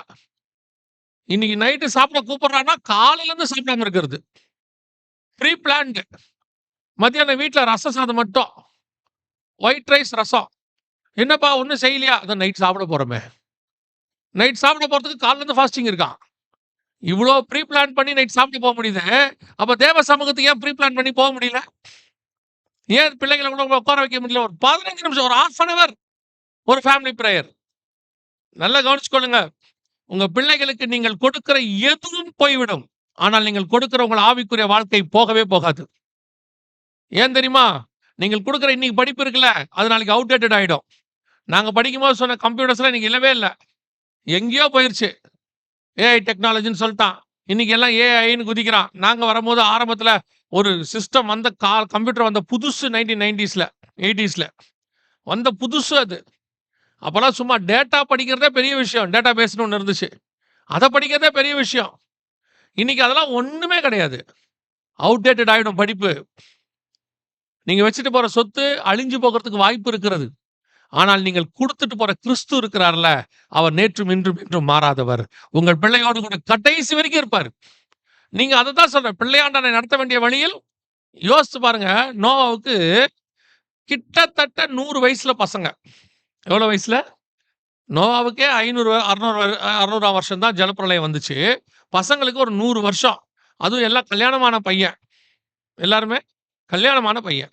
இப்போ அத்தனை பேருக்குள்ளேயும் நோவாவுடைய விஷன் போச்சு பாருங்க. நோவாவுடைய விஷன் சாதாரணமானது இல்ல. உலகமே ஒத்துக்காது. ஒருத்தங்க ஒரு பயல கூட ஒத்துக்கல உலகத்துல. ஒருத்தன் கூட ஒத்துக்கல. என்னப்பா உங்க விஷன்? உலகம் அழிய போது. என்ன அழிய போதுங்கிற? ஆமா தண்ணி வந்து மூடப்போது. அந்த மழை இருக்குது அது வரைக்குமா வரும்? அது ஃபுல்லா தண்ணி வந்துரும். அதனால என்ன ஆகும்? எல்லாரும் செத்து போயிருவோம். என்ன பண்ணலாம்? நான் ஒரு பேழை கட்டிட்டு இருக்கிறேன் வாங்க, நம்ம தப்பிச்சுருவோம். இன்னைக்கு சொல்லி பாருங்க ஒத்துக்க மாட்டான் ஒரு பயலும். இன்னைக்கு சொல்லி பாருங்க. டோட்டல் பூமிக்கு தண்ணி வருது. அமெரிக்காலருந்து ஆஸ்திரேலியா வரைக்கும் மூடப்போது. எவனா நம்புவானா? ஒருத்தன் நம்புவானா? அதுல தப்பிக்கிறதுக்கு என்ன பண்ணணும்? அவரு ஒரு பேழை கட்டிட்டு இருக்காரு. அதுக்கு தான் போணும். இது சான்ஸ் இருக்கா? மிருகம் நம்புச்சு. மனுஷன் நம்பல. மிருகம் கூட ஜோட ஜோடா உள்ள வந்துருது. இன்னைக்கு கூட போய் பாருங்க. நேச்சுரல் கலாமிட்டிஸ் நடக்குதுன்னு சொன்னா மிருகம்லாம் தப்பிச்சுக்குது. மனுஷன் மட்டும் தான் சாவுறான். கரப்பான்பூச்சி தப்பிச்சுக்குதாம். பூமி எதிர்ச்சி வர்றதுக்கு முன்னாடி ஒரு 1/2 மணி நேரத்துக்கு முன்னாடியே எல்லா கரப்பான்பூச்சியும் தெருவுக்கு வந்துருமா. சைனால கண்டுபிடிச்சிருக்கான். என்னன்னு கேட்டா, அங்க ஏதாவது நிலத்துல மாற்றம் ஏற்படுதுன்னு தெரிஞ்ச உடனே கரப்பான்பூச்சிலாம் வெளிய வந்துருமா. நம்ம ஆளுக்கு பூமி இடியிற வரைக்கும் தெரியாது. கட்டடம் கீழ ஆடுன பிறகு தான் வெளிய வருவான். மிருகம் கூட வந்துருச்சு நோவா பேழைக்குள்ள. மனுஷன் ஒருத்தன் கூட வரல. ஒரு பயலும் வரல 100 வருஷமா. கீழ்ப்படியாமல் போன ஆவிகள்னு இருக்கு. ஆனா, இந்த பசங்க அவங்க 3 ஃபேமிலி அத்தன பேருக்குள்ளேயும் நோவாவால அவனுடைய விஷன கொண்டு போக முடிஞ்சுச்சு. எவ்வளோ பெரிய விஷயம் பாருங்க. இன்னைக்கு உங்க விஷன உங்க பிள்ளைகளுக்குள்ள கொண்டு போக முடியுதா? உங்களால உங்க பிள்ளைய ஜெபம் பண்ணுன்னு சொல்ல முடியுதா? பைபிள் வாசின்னு சொல்ல முடியுதா? சர்ச்சுக்கு போன்னு சொல்ல முடியுதா? அதெல்லாம் வேணாம். ஃபோன கீழ வைன்னு சொல்ல முடியுதா? ஃபோன கீழ வைன்னு சொன்னீங்க, தொலைஞ்சீங்க நீங்க. கொன்னுட்டான். அதுக்கப்புறம் நீங்களே வேற வழி இல்லாம எடுத்துக்கோடான்னு சொல்ற அளவுக்கு மாத்திர்றான் உங்கள. உண்ணாவிரதத்திலிருந்து எல்லாம் இருக்கிறான். பயங்கரமான ஸ்ட்ரைக் நடக்குது. எல்லாம் பண்ணி முடிச்ச உடனே கடைசியா நீங்களே என்ன பண்றீங்க தெரியுமா? "எப்பா நீ இந்த ஃபோன வச்சுக்கடா, சாப்பிட்டுறா" அப்படின்ற இடத்துக்கு உங்கள மாத்திர்றான் அவன். இன்னைக்கு உங்களுடையதான விஷனை உங்கள் பிள்ளைகளுக்குள்ளே கொண்டு போக முடியல. தடுமாறுது. குடும்பம் என்ன ஆகும்னு தெரியாது. இதான் இன்னைக்கு நிலைமை. அன்னைக்கு ஒருத்தர் சொன்னாரு. பேசிட்டு இருக்கும்போது ஆச்சரியமா இருந்துச்சு. அவருக்கு 2 பசங்களோ என்னமோ அவங்க அப்பாவுக்கு. இன்னைக்கும் அவங்க அப்பா வந்து ஃபோன் பண்ணி காலையில கேட்பாராம். "என்ன வசனம் வாசிச்ச?" பையன. பையனுக்கு 15 வயசுல பையன் இருக்கான். பேர பையன். அப்பா கேட்பாராம் பையன. "என்ன வசனம் வாசிச்ச?" பையன் அமெரிக்கால இருக்கான். அப்பா கேட்பாராம் ஃபோன் பண்ணி. "என்ன வசனம் வாசிச்ச?" அவன் காலையில பையனும் பொறுப்பா, "அப்பா இந்த வசனம் வாசிச்சேன்." "அந்த வசனம் சொல்லு" அப்படிம்பாராம். ஒரு நாள் பையன் கேட்டாராம், "அப்பா எனக்கு பையன் இருக்கான்பா. நீங்க என்னப்பா என்ன போய் அவன் எதிர்ல உட்கார வச்சு கேள்விலாம் கேட்டுக்கிட்டு இருக்கீங்க?" அவர் சொன்னாராம், "உன் பையன நீ பார்த்துக்க. என் பையன பரலோகத்துக்கு கூட்டு போறது என் வேல." இப்ப அவர் சொல்றாரு, "என் பையன இப்ப நான் அத கேட்டுக்கிட்டு இருக்கிறேன். டெய்லி வசனம் சொல்லுன்னு கேட்கிறேன்." பாருங்க இந்த மனுஷனுக்கே 45, 50 வயசு ஆகுது. அவரு அவங்க அப்பாவுக்கு இன்னும் பதில் சொல்லிட்டு இருக்காரு. இந்த வசனம் வாசிச்சேன்னு. வேற எதுலயும் இல்ல. ஸ்பிரிச்சுவலி சொல்றேன். அந்த அளவுக்கு நம்மளுக்கு முன்னாடி இருந்தவங்க நம்ம மேல ஸ்பிரிச்சுவலி நம்ம ஆவிக்குரியவர்கள், ஆவிக்கு அல்லாதவர்கள்லாம் அப்புறம். யோசிச்சு பாருங்க. நீங்க பாரம்பரிய சபையார்ன்னு சொல்லுவாங்க. சிஎஸ்ஐய சொல்லுவாங்க. ட்ரெடிஷன் சொல்லுவாங்க. புரோட்டஸ்டன்ட்ஸ சொல்லுவாங்க. போய் பாருங்க. இன்னைக்கும் அவங்க வீட்ல ஒரு ஃபேமிலி பிரேயர் இருக்க தான் செய்யுது. இன்னைக்கும் அவங்களுக்குள்ள ஒரு பயபக்தி இருக்க தான் செய்யுது. அவங்க நீதிமான்களா தான் இருக்கிறாங்க. ஏதோ ஒண்ணுன்னா, ஒரு பயம், ஒரு தேவ பயம் ஒண்ணு வருது. இன்னைக்கு இருக்கா நமக்கு? ஆவிக்குரியவர்ன்னு சொல்றோம். இருக்கா அந்த பயம் இருக்கா? ஒரு ஃபேமிலி பிரேயர் இருக்குதா? அல்லது ஒரு காலைல வேலைக்கு போம்போது ஜெபம் பண்ணிட்டு போறோமா? அல்லது யூதன பத்தி சொல்றாங்க. இஸ்ரேல்ல. ஒரு சில யூதர்கள்லாம் ஒரு நாளைக்கு 7 தடவ ஜெபம் பண்ணுவாங்களாம். ட்ரெடிஷனல் ஜூஸ் 70 தடவ ஜெபம் பண்ணுவானாம். நான் கேட்டேன் 70 தடவ எப்படிங்க ஜெபம் பண்றதுன்னு கேட்டேன். காலையில எழுந்திரிச்ச உடனே ஒரு ஜெபம் பண்ணுவானாம். குளிக்க போகறதுக்கு முன்னாடி ஜெபம் பண்ணுவானாம். சாப்பிடறதுக்கு முன்னாடி ஜெபம் பண்ணுவானாம். சாப்பிட்டு முடிச்ச பிறகு ஜெபம் பண்ணுவான். நம்மலாம் சாப்பிடும்போது மட்டும் தான் ஜெபம் பண்ணுவோம். முடிக்கும்போது பண்ண மாட்டோம்ல. முடிச்ச பிறகு ஜெபம் பண்ணுவானாம். வேலைக்கு கிளம்பும்போது ஜெபம் பண்ணுவானாம். ரீச் ஆன உடனே ஜெபம் பண்ணுவானாம். ஒரு வேலைய ஸ்டார்ட் பண்ணும்போது ஜெபம் பண்ணுவாங்களாம் ஆஃபீஸ்ல. ஒரு சின்ன ஜெபம் தான். மணிக்கணக்குலாம் இல்ல. 1 மினிட். யோசிச்சு பாருங்க. அப்படி பார்த்தாலே 70 மினிட்ஸ் ஆயிடுச்சு. ஒரு நாளைக்கு பிரேயர். இன்னைக்கு நமக்கு பிரேயர்னா என்ன? ஃபேமிலில இருக்குதா? ஒரு பாண்டிங் இருக்குதா? இதான் ரொம்ப இம்பார்ட்டன்ட். இன்னைக்கு குடும்பங்கள் காணாமல் போயிடுச்சு. நெறைய பெற்றோருக்கு பிள்ளைகள் மேல பயம். என்ன பயம் தெரியுமா? படிக்க மாட்றாங்க. அதெல்லாம் 2வது பயம். பிள்ளைகள் ஆண்டவருக்குள்ள இல்ல. ஆவிக்குரிய குடும்பத்துல இருக்கேன். ஊழியக்காரன் குடும்பம் பயப்படுது. நெறைய ஊழியக்காரன் பயப்படுறான். பிள்ளைகள் எப்படியாவது ஆண்டவருக்குள்ள வந்துருவாங்களா? நெறைய ஊழியக்காரங்க இன்னைக்கு சொல்லி அழுவுறாங்க. பிள்ளைகள் ஆண்டவருக்குள்ள இல்ல. தயவு செய்து சொல்றேன். உங்க விஷன உங்க பிள்ளைகளுக்குள்ள கூட்டிட்டு போங்க. அத நீங்க உட்கார வச்சுலாம் கூட்டிட்டு போக முடியாது. பாரு, இப்படி இப்படிலாம் அத விட ரொம்ப important. You must have and family fellowship. ஒரு ஃபேமிலி ஃபெல்லோஷிப். ஒரு 1/2 அன் ஹவர் மஸ்ட். கண்டிப்பாக இருக்கணும். உங்கள் குடும்பம் பரலோகத்துக்கு போறதுக்கு நீங்கள் செய்ய வேண்டிய ஒரு குறைஞ்சபட்ச வேலை. ஒரு ஒரு ஸ்பிரிச்சுவல் எக்சர்சைஸ். Minimum exercise. ஒரு 1/2 அன் ஹவர். குடும்பமா உட்கார்ந்து 2 பாட்டு பாடி, ஒரு அதிகாரம் வாசித்து, பிள்ளைகள அதிகாரம் வாசிக்க சொல்லுங்க. நீங்க 2 பாட்டு பாடுங்க. ஒரு ஒரு பிரேயர் பண்ணுங்க. உங்களுக்கு தெரியாது, உங்கள அறியாமலேயே இந்த 1/2 மணி நேரம் உங்கள் குடும்பத்தை காப்பாத்தும். உங்களுக்கு தெரியாது காப்பாத்தும். எப்படி நீங்க சாப்பிடுற சாப்பாடு, நீங்க தண்ணி குடிச்ச உடனே ஆட்டோமேட்டிக்கா உங்களுக்குள்ள ஒரு ரெஃப்ரெஷ் ஆகுதுல்ல. அது எப்படி போய் என்ன பண்ணுதுன்னு யோசிக்கிறீங்களா? ஹைட்ரஜன் 2 இருக்கு, ஆக்ஸிஜன் 1 இருக்கு. எனக்குள்ள வாட்டர் போகுது, H2O போகுது. அது போய் இன்னென்ன மாலிக்யூல்ஸ் இப்படி இதெல்லாம் யோசிக்கிறீங்களா? ஒண்ணும் கிடையாது. உங்கள அறியாமலேயே அது மாற்றுதுல்ல. அதே மாரி தான் ஜெபம் உங்கள அறியாமலேயே உங்கள் குடும்பத்தை மாத்தும். அது உங்களுக்குள்ளே போகும். வயசாயிருச்சு, பெரியவங்கள் ஆயிட்டாங்க. அதெல்லாம் வந்து இப்பவும் உட்கார சொல்லுங்க. ஒரு ஃபேமிலியா உட்கார சொல்லுங்க. உட்கார்ந்து ஜெபம் பண்ணுங்க. அதான் நல்லது. கடைசியாய் வாசிங்க முடிக்கலாம். வாசிங்க. அந்த எபிரேயர் 11:7 வாசிங்கள் பார்ப்போம்.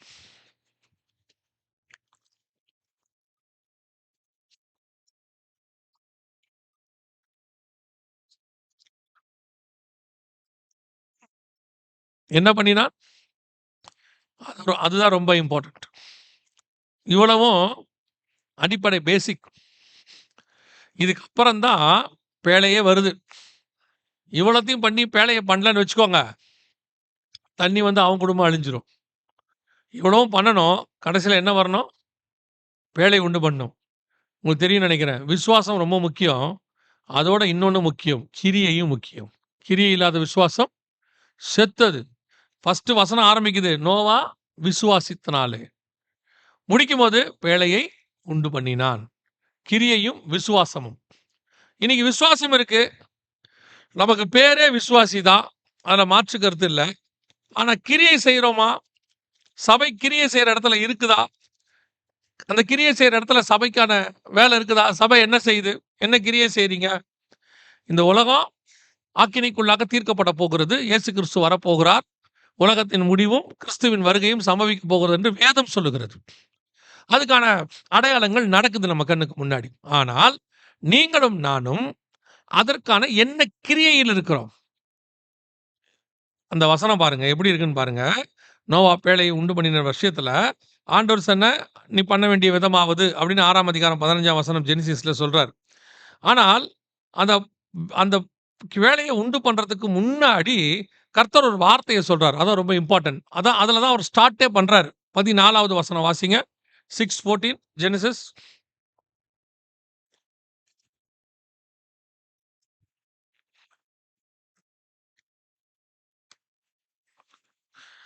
நல்லா கவனிங்க. இந்த குப்பேர் மரங்கிறது வந்து மனுஷனை குறிக்கிறதான ஒரு வார்த்தை. நம்ம மாம்சம். அந்த ஒரு கண்ணு தெரியாதவர் சொல்றார்ல, "மரங்களைப் போல மனுஷர்களை பார்க்கிறேன்" அப்படின்னு சொல்வார். இயேசு சுகமாக்குன உடனே. அந்த மரம் என்பது நம்முடைய மாம்சத்துக்கு அடையாளம். அது மேல தான் நீங்க பசும் பொன்னால உடன்படிக்கை பெட்டியெல்லாம் மூடணும் அப்படின்னு ஆண்டவர் சொல்லுவாரு. காரணம் சீத்திய மரத்தினால செய்து மூடும்பாரு. அதோட அர்த்தம் என்னன்னா, நம்மளுடைய மாம்சத்தின் மேல பரிசுத்த ஆவியானவர் மகிமையா மூடணும்னு அர்த்தம். ஸ்பிரிச்சுவலி அதுக்கு அர்த்தம். இங்கேயும் அதத்தான் சொல்லுது. "கொப்பேர் மரத்தினால் உனக்கு ஒரு பேழையை உண்டாக்கு, அதை உள்ளும் புறமுமாக கீல் பூசி." கீல்னா ஆயில். அங்க என்ன இருக்கு? கீலுங்கிறதுக்கு என்ன போட்டிருக்கிறாங்க அங்க?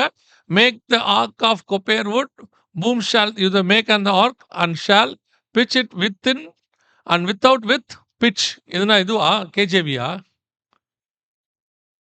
அமெரிக்கன் வெர்ஷனா? இல்ல என்கேஜேவி இருக்கா உங்ககிட்ட? முடிஞ்சா போடுங்க. இல்லாட்டி பரவால்ல. அந்த கீலுங்கிறது என்ன அர்த்தம்னு கேட்டீங்கன்னா, பெட்ரோகெமிக்கல் ப்ராடக்ட் நம்ம சொல்றோம்ல. ஆயில் மாதிரி தார்லாம் போடுறதுக்கான யூஸ் பண்றாங்கல்ல. இந்த இதெல்லாம் பார்த்துருப்பீங்க.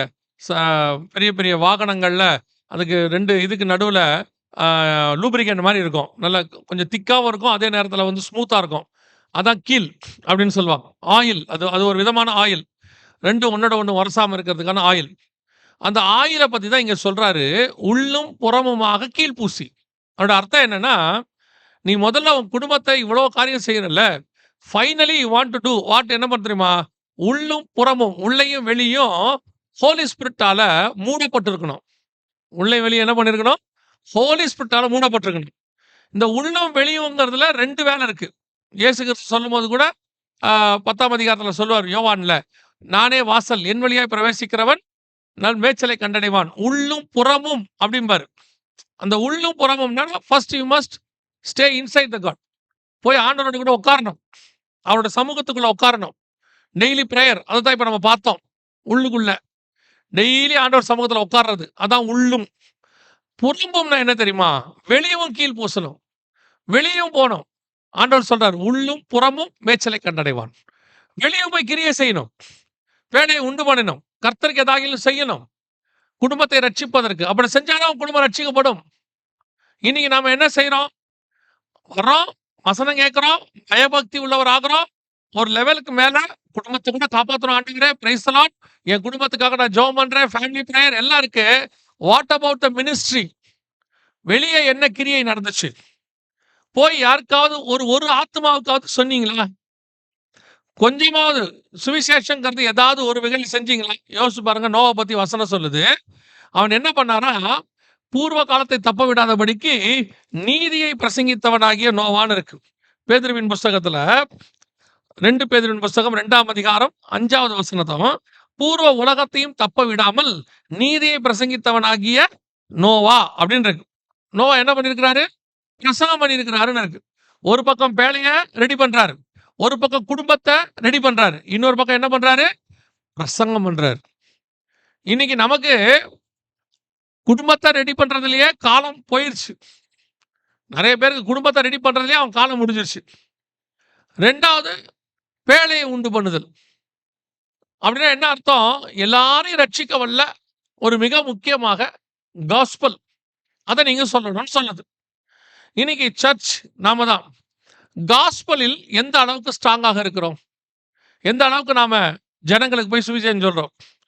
நம்ம கண்ணுக்கு முன்னாடி ஒரு மிகப்பெரிய பேரிழிப்பு நடக்க போகுது. திருப்பியும் சொல்றேன், பைபிள்ல சொல்லதை நான் உங்களுக்கு சொல்றேன். நம்ம கண்ணுக்கு முன்னாடி மிகப்பெரியதான ஒரு பேரழிவு உலகம் முழுக்க எந்த ஸ்டார்ட் ஆயிடுச்சு, நீங்க பார்த்துருப்பீங்க. ஒரு மிக முக்கியமான கலாமிட்டிஸ் எல்லாம் நடக்குது. இதுக்கு நடுவுல இந்த ஜனங்களுக்கு ஒரே ஒரு வழிதான் இருக்கு, ஆண்டவராகிய இயேசு கிறிஸ்து. எப்படி நோவாவுக்கு ஆண்டவர் வந்து பேழையை வச்சு காப்பாத்தினாரோ, அதே மாதிரி ஜனங்களை இயேசு கிறிஸ்துவை வச்சு தான் காப்பாற்ற போறாரு. அப்ப இந்த ஜனங்களுக்கு இதை சொல்றது யாரு? இந்த ஜனங்களுக்கு சொல்ல போறது யார்? தெரிஞ்சவன் தானே போய் சொல்லணும். நீ பலப்பட்டு உன் சகோதரனை பலப்படுத்து. இப்ப நாம போய் சொல்றோமா? ஃபர்ஸ்ட் பார்ட் கூட ஓகே, அதுல கூட ஒரு சிலர் பரவாயில்ல, குடும்பத்தை நல்லா ஆண்டவருக்குள்ள வச்சிருக்கிறாங்க, நல்ல ஜெபம் இருக்கு, சர்ச்சுக்கு வராங்க, நல்ல வேதம் வாசிக்கிறாங்க, ஆண்டவரை பத்தினதான ஒரு இருக்கு. இதோட முடியல, கடைசி பார்ட் ஒன்று இருக்கு. ஒரு விஷயத்தை நல்லா புரிஞ்சுக்கோங்க, நான் சொல்லிட்டு முடிக்கிறேன். நீங்க வந்து ரட்சிக்கப்பட்டுட்டீங்க, ஆண்டவருக்குள்ள வந்துட்டு ரட்சிக்கப்பட்டுட்டீங்க அப்படின்னு சொன்னா, உங்க ரட்சிப்பு பெர்ஃபெக்ட்டா இருக்கு, நீங்க ரட்சிக்கப்பட்டுட்டீங்கன்றதுக்கு ஒரு அடையாளம் என்ன தெரியுமா? நீங்கள் இயேசுவை பத்தி யாருக்கிட்டையாவது சொல்லுவீங்க. சொன்னீங்கன்னா தான் நீங்க சரியான முறையில் ரட்சிக்கப்பட்டிருக்கீங்கன்னு அர்த்தம். அது எப்படிங்க சொல்றீங்க அப்படின்னு கேட்டீங்கன்னா, நம்ம ஆத்மாவுக்கு கர்த்தர் என்ன பண்ணியிருக்கிறாரு? ஒரு சுபாவத்தை வச்சிருக்கிறாரு. இயற்கையா அவரே ஃபிக்ஸ் பண்ணி வச்சிருக்காரு டிஃபால்ட்டா. என்ன சுபாவம்னு கேட்டீங்கன்னா, எந்த ஒரு நல்ல விஷயத்தையும் அது கேட்ட உடனே யாருக்கிட்டையாவது சொல்லணும்னு உங்க ஆத்மா துடிக்கும். நான் சொல்றது இப்போ ஸ்பிரிச்சுவலி இல்ல, உலக பிரகாரமா. நீங்க ஒரு நல்ல பொருள் வாங்குறீங்கன்னு வச்சுக்கோங்களேன்.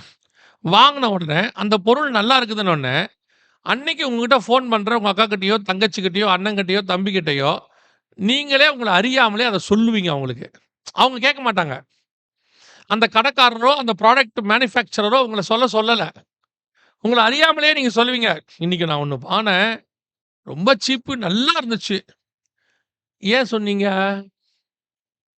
உங்க ஆத்மாக்குள்ள அப்படி ஒரு சுபாவம் இருக்கு. அதை யாருக்கிட்டயாவது சொல்றது நல்ல விஷயத்தை. இதைத்தான் சங்கீதக்காரன் சொல்றாரு, என் இருதயம் நல்ல விசேஷத்தினால் பொங்குகிறது, நான் ராஜாவை குறித்து பாடின கவியை சொல்லுவேன். பவுல் சொல்றாரு, கிறிஸ்துவின் அன்பு என்னை நெருக்கி ஏவுகிறது. வசனம் சொல்லுது, பவுல் பலப்பட்ட பின்பு தாமதமின்றி கிறிஸ்துவே இயேசுவே கிறிஸ்து என்று பிரசங்கிக்க தொடங்கினார். தாமதமின்றி. அவரோட அர்த்தம் என்ன? ஒன்ஸ் நான் கிரைஸ்ட் அக்செப்ட் பண்ணிட்டேன், எனக்குள்ள சால்வேஷன் வந்துருச்சுன்னா, இமிடியேட்டா எனக்குள்ள வர வேண்டிய அடுத்த சுபாவம் டு பிரீச் த காஸ்பல். நீங்களே சொல்லணும், உங்களை யாரும் கேட்க மாட்டாங்க. சொல்லி வரதில்ல காஸ்பல், உங்களுக்குள்ளேயே தோணணும். அப்பதான் நீங்க சரியா சால்வேஷனுக்குள்ள வந்திருக்கிறீங்கன்னு அர்த்தம். சில ஆட்கள் எப்படின்னா ரட்சிக்கப்பட்டுருவாங்க. அவங்க சொல்லுவாங்க, நான் ரட்சிக்கப்பட்டு 20 வருஷம் ஆச்சுங்க. காஸ்பல் நமக்கு எதுக்குங்க அந்த வேலையெல்லாம், நான் உண்டு, என் வேலை உண்டு. சர்ச்சுக்கு வருவேன், கடைசி ரோல உட்காந்துருப்பேன், பாஸ்டர் கடைசி ப்ரேயர் பண்ணும்போதே ஏஞ்சி போயிடுவேன். ஏன் அப்படி போவீங்க? நமக்கு எதுக்குங்க அதெல்லாம் வம்பு, நம்ம உண்டு, நம்ம வேலை உண்டு. இதே மாதிரி உங்க வீட்டில் சொல்லி பாருங்க. நான் எங்க வீட்டுக்கு எல்லாரும் தூங்குன பிறகு வருவேன். எழுந்திரிக்கிறதுக்கு முன்னாடியே எந்திச்சு வீட்டுக்கு வெளிய போயிருவேன். நமக்கு எதுக்குங்க வம்பு? ஏன் மனைவிய பார்க்கணும், பிள்ளைகள பார்க்கணும். அடுத்த கேள்வி என்ன கேட்பான்? "நீ எதுக்கு இந்த வீட்டுக்கு வர?" அந்த கொஸ்டின் வருமா? வராதா? அதே கொஸ்டின் அப்ப சர்ச்சிலயும் வரும்ல. நீங்கள் ரட்சிக்கப்பட்டது உங்க பிரயோஜனம். நீங்க ஞானஸ்நானம் எடுத்தது உங்க பிரயோஜனம். பரிசுத்தாவின் அபிஷேகத்த பெற்றது உங்க பிரயோஜனம். உங்களால கிறிஸ்துவுக்கு என்ன பிரயோஜனம்? சிலர் சொல்லுவாங்க, "நாங்க பெர்ஃபெக்ட்டா தசமபாகம் காணிக்கைலாம் குடுக்குறோம்." அது கிறிஸ்து உங்களை ஆசீர்வதித்ததுல நீங்க ஒரு பார்ட் குடுக்குறீங்க. நீங்க என்ன ஆண்டவருக்கு செஞ்சீங்க? ஒரு ஆளுக்கு சுவிசேஷம் சொன்னீங்களா? ஒரு ஆளுகிட்ட போய் ஷேர் பண்ணீங்களா? உடனே அவங்க சொன்னா கேட்க மாட்டாங்க. அவங்கலாம் ரொம்ப அரகன்ட். இவரு ரொம்ப நல்லவரு. ஆண்டவர் இருக்கிறதுலயே அரகன்ட் நம்மன் தான் ரட்சித்தாரு. நான் எப்பவுமே சொல்லுவேன். கர்த்தர் ஏன் நம்மள ரட்சித்தார்ன்னா, அந்த ஊர காப்பாத்துறதுக்கு கர்த்தர் நம்மள ரட்சித்துட்டாரு. நம்ம ரட்சிக்கப்படாம இருந்தா அந்த ஊர கெடுத்துருவோம். இந்த பயல ரட்சித்துட்டோம்னா, அவன் சுத்தி இருக்கிற ஃபிரெண்ட்ஸ காப்பாத்திர்லான்ட்டு, நம்மள ஆண்டவர் ரட்சித்துட்டாரு. அவ்வளோ மோசமானவங்க நம்ம. நம்மளையே கர்த்தர் ரட்சித்தாரு. வேற எவன ரட்சிக்காம இருப்பார்? சொல்லுங்க. அதான் சொல்றார். பாவிகளிலே பிரதான பாவின்றார் பவுல். அவருக்கு என்ன கான்ஃபிடன்ட் தெரியுமா? இவ்வளோ வைராக்கியமான நானே ரட்சிக்கப்பட்டேன். இவன்லாம் ரட்சிக்கப்படுறது எம்மாத்திரம். அதனால தான் அவர் கான்ஃபிடென்ட்டா சொல்றாரு. இன்னைக்கு நம்மள காஸ்பல் சொல்லு. அது நான் சொன்னா யாரும் கேட்க மாட்டாங்க. ஆனா உட்காந்து அரசியல் கதை பேச சொல்லுங்க. சினிமா கதை பேச சொல்லுங்க. வேற ஏதாவது பேச சொல்லுங்க. உட்காந்து 3/4 மணி நேரம் அப்படியே ஃப்ளோவா வரும். வாங்க சுவிசேஷம் சொல்லலாம். ஐயோ! Praise the Lord. தல ஒரு மாரி வலிக்குது. உன் மண்டையில கல்ல தூக்கி போட. இயேசுவ பத்தி சொல்றதுக்கு வாய் வராது. ஒரு ட்ராக்ட் குடுக்கறதுக்கு வாய் வராது. ஆனா ரோட்ல ஃபிரெண்ட்ஸோட நின்னு அரட்டை அடிக்கிறதுக்கு வாய் வரும். ரெஸ்டாரண்ட்ல போய் நின்னு சாப்பிடுறதுக்கு வாய் வரும். அவர பத்தி ஒரு வார்த்தை சொல்றதுக்கு வாய் வராது. சரி வெளிய தான் சொல்லல. சொந்தக்காரங்களுக்காவது சொல்லாம்ல. அவங்களுக்காவது சொல்லாம்ல. டெய்லி ஃபோன் பேசுறீங்க. ரட்சிக்கப்படாத எத்தனை சொந்தக்காரர் இருக்கான்? எவ்வளோ ஃபிரெண்ட்ஸ் இருக்காங்க. யாருக்காவது இயேசுவ பத்தி சொன்னீங்களா? கொஞ்சமாவது. ஒரு நாளைக்கு ஒருத்தருக்காவது. நல்லா தெரிஞ்சுக்கொள்ளுங்க. இந்த வருகை வரும்போது, இந்த பூமியிலிருந்து நீங்கள் கொண்டு போகப் போவது, உங்கள் கையில் உள்ள எதுவுமே கிடையாது. நீங்கள் சம்பாதிக்கிற ஆத்துமா மட்டும். அதுதான் பரலோகத்தில உங்களுடையதான ட்ரெஷர். சொத்தாக இருக்கும். நீங்க பூமியிலிருந்து ஒரு சொத்து கொண்டு போலான்னா, சம்பாதிக்கிற ஆத்துமா. பொதுவா நீங்க கனடாக்கு வரீங்கன்னா, என்ன பண்ணுவீங்கன்னா, இந்த கனடியன் டாலருக்கு உங்க பணத்த மாத்துவீங்க தானே! அதே மாரி பரலோகத்துக்கு போனா, அந்த கரன்சிக்கு மாத்தணும். அங்க அதான் செல்லுபடியாகும். பரலோகத்தில செல்லுபடியாகிற ஒரே கரன்சி ஆத்துமாக்கள் மட்டும் தான். இந்த பூமியில இருக்கிற எதுவும் செல்லுபடி ஆகாது. ஒரு கரன்சி டாலர் கூட செல்லுபடி ஆகாது. தங்கம் செல்லுபடி ஆகாது. அங்க தங்கமே ரோட்ல போட்டு வச்சிருக்கிறாங்களாமா புது எருசலேம்ல. அதனால எதுவும் செல்லுபடி ஆகாது. ஒண்ணே ஒண்ணு ஆகும். எவ்வளவுக்கு எவ்வளவு ஆத்துமா கொண்டு போறீங்களோ, அவ்வளவுக்கு அவ்வளவு அவன் கிரியைக்கு தக்கதான பலன் அவரோடு கூட வருகிறது. நோவா தன் குடும்பத்தை ரட்சிப்பதற்கு அவன் செய்த மிக முக்கியமான விஷயம், முதலாவது அவன் ஒரு தரிசனத்தை பெற்றுக்கொண்டான். ஒரு விசுவாசத்தினால என்ன பண்றான்? தரிசனத்த. 2வது அந்த தரிசனத்துக்கு பயபக்தி உள்ளவனாய் இருக்கிறான். 3வது அந்த தரிசனத்துக்கு உடன் சுதந்திரராகிய குடும்பத்தை அவன் என்ன செய்றான்? ரட்சிப்புக்குள்ளே நடத்துகிறான். கடைசியாய் ஒரு பேழையை உண்டு பண்ணுகிறான். கிரியை. போய் பிரசங்கம் பண்றான். வாங்கன்னு கூப்பிடுறான். அவங்க வராங்க, வரல. அது அவங்க இஷ்டம். சொல்ல வேண்டியது நம்முடைய வேலை. நீங்க சொல்லுங்க. தண்ணி மேல விதைய போடுங்க. அதை விளையச் செய்கிற கர்த்தர் ஒருத்தர் இருக்கிறார். அல்லேலூயா! இந்த காரியங்களை செய்து முடிக்கும்போது வசனம் சொல்லுது, அவன் உலகம் ஆக்கினைக்குள்ளாக தீர்த்ததென்று அவன் என்ன செய்தாராம்? அதுக்கு உடன் சுதந்திரவாளியாய் மாறினான். உங்களையும் என்னையும் கர்த்தர் சுதந்திரவாளியாய் மாத்துவதற்கு இது மிக முக்கியமான காரியமாய் இருக்கிறது. அல்லேலூயா! நாம் ஜெபிக்க போகிறோம். எந்திரிக்கலாமா நம்ம எல்லாரும் தேவ சமூகத்துல?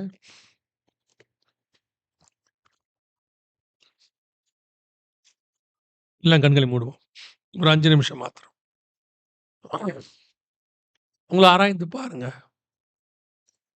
வருகை மிக, மிக சமீபம். மிக, மிக சமீபம். கர்த்தருக்கு சித்தமானா வருகிற நாட்களிலே, இந்த வருகை எவ்வளவு சமீபம்ங்கிறதுக்கான ஆதாரங்களை நாம் பார்க்க போகிறோம். இன்றளவும் நடக்கிற எல்லா ஆதாரங்களையும் பார்க்க போகிறோம். ஆனா நாம அதுல இருப்போமாங்கிறது தான் கேள்வி. இயேசு பொய்யுரையாத தேவன். வருவேன்னா அவர் வந்துருவாரு. இதுவரைக்கும் அவர் சொன்னதுல ஒண்ணு கூட மிஸ் ஆகல. வருவேங்கிற வாக்குத்தத்தமும் கண்டிப்பா நடக்கும். ஆனா அதுல நீங்களும் நானும் இருப்போமாங்கிறது தான் கேள்வி. ஆராய்ந்து பாருங்க. ஒரே ஒரு நிமிஷம் மட்டும் அமைதியா, இவ்ளோ காரியங்கள் எனக்குள்ள காணப்படுதா?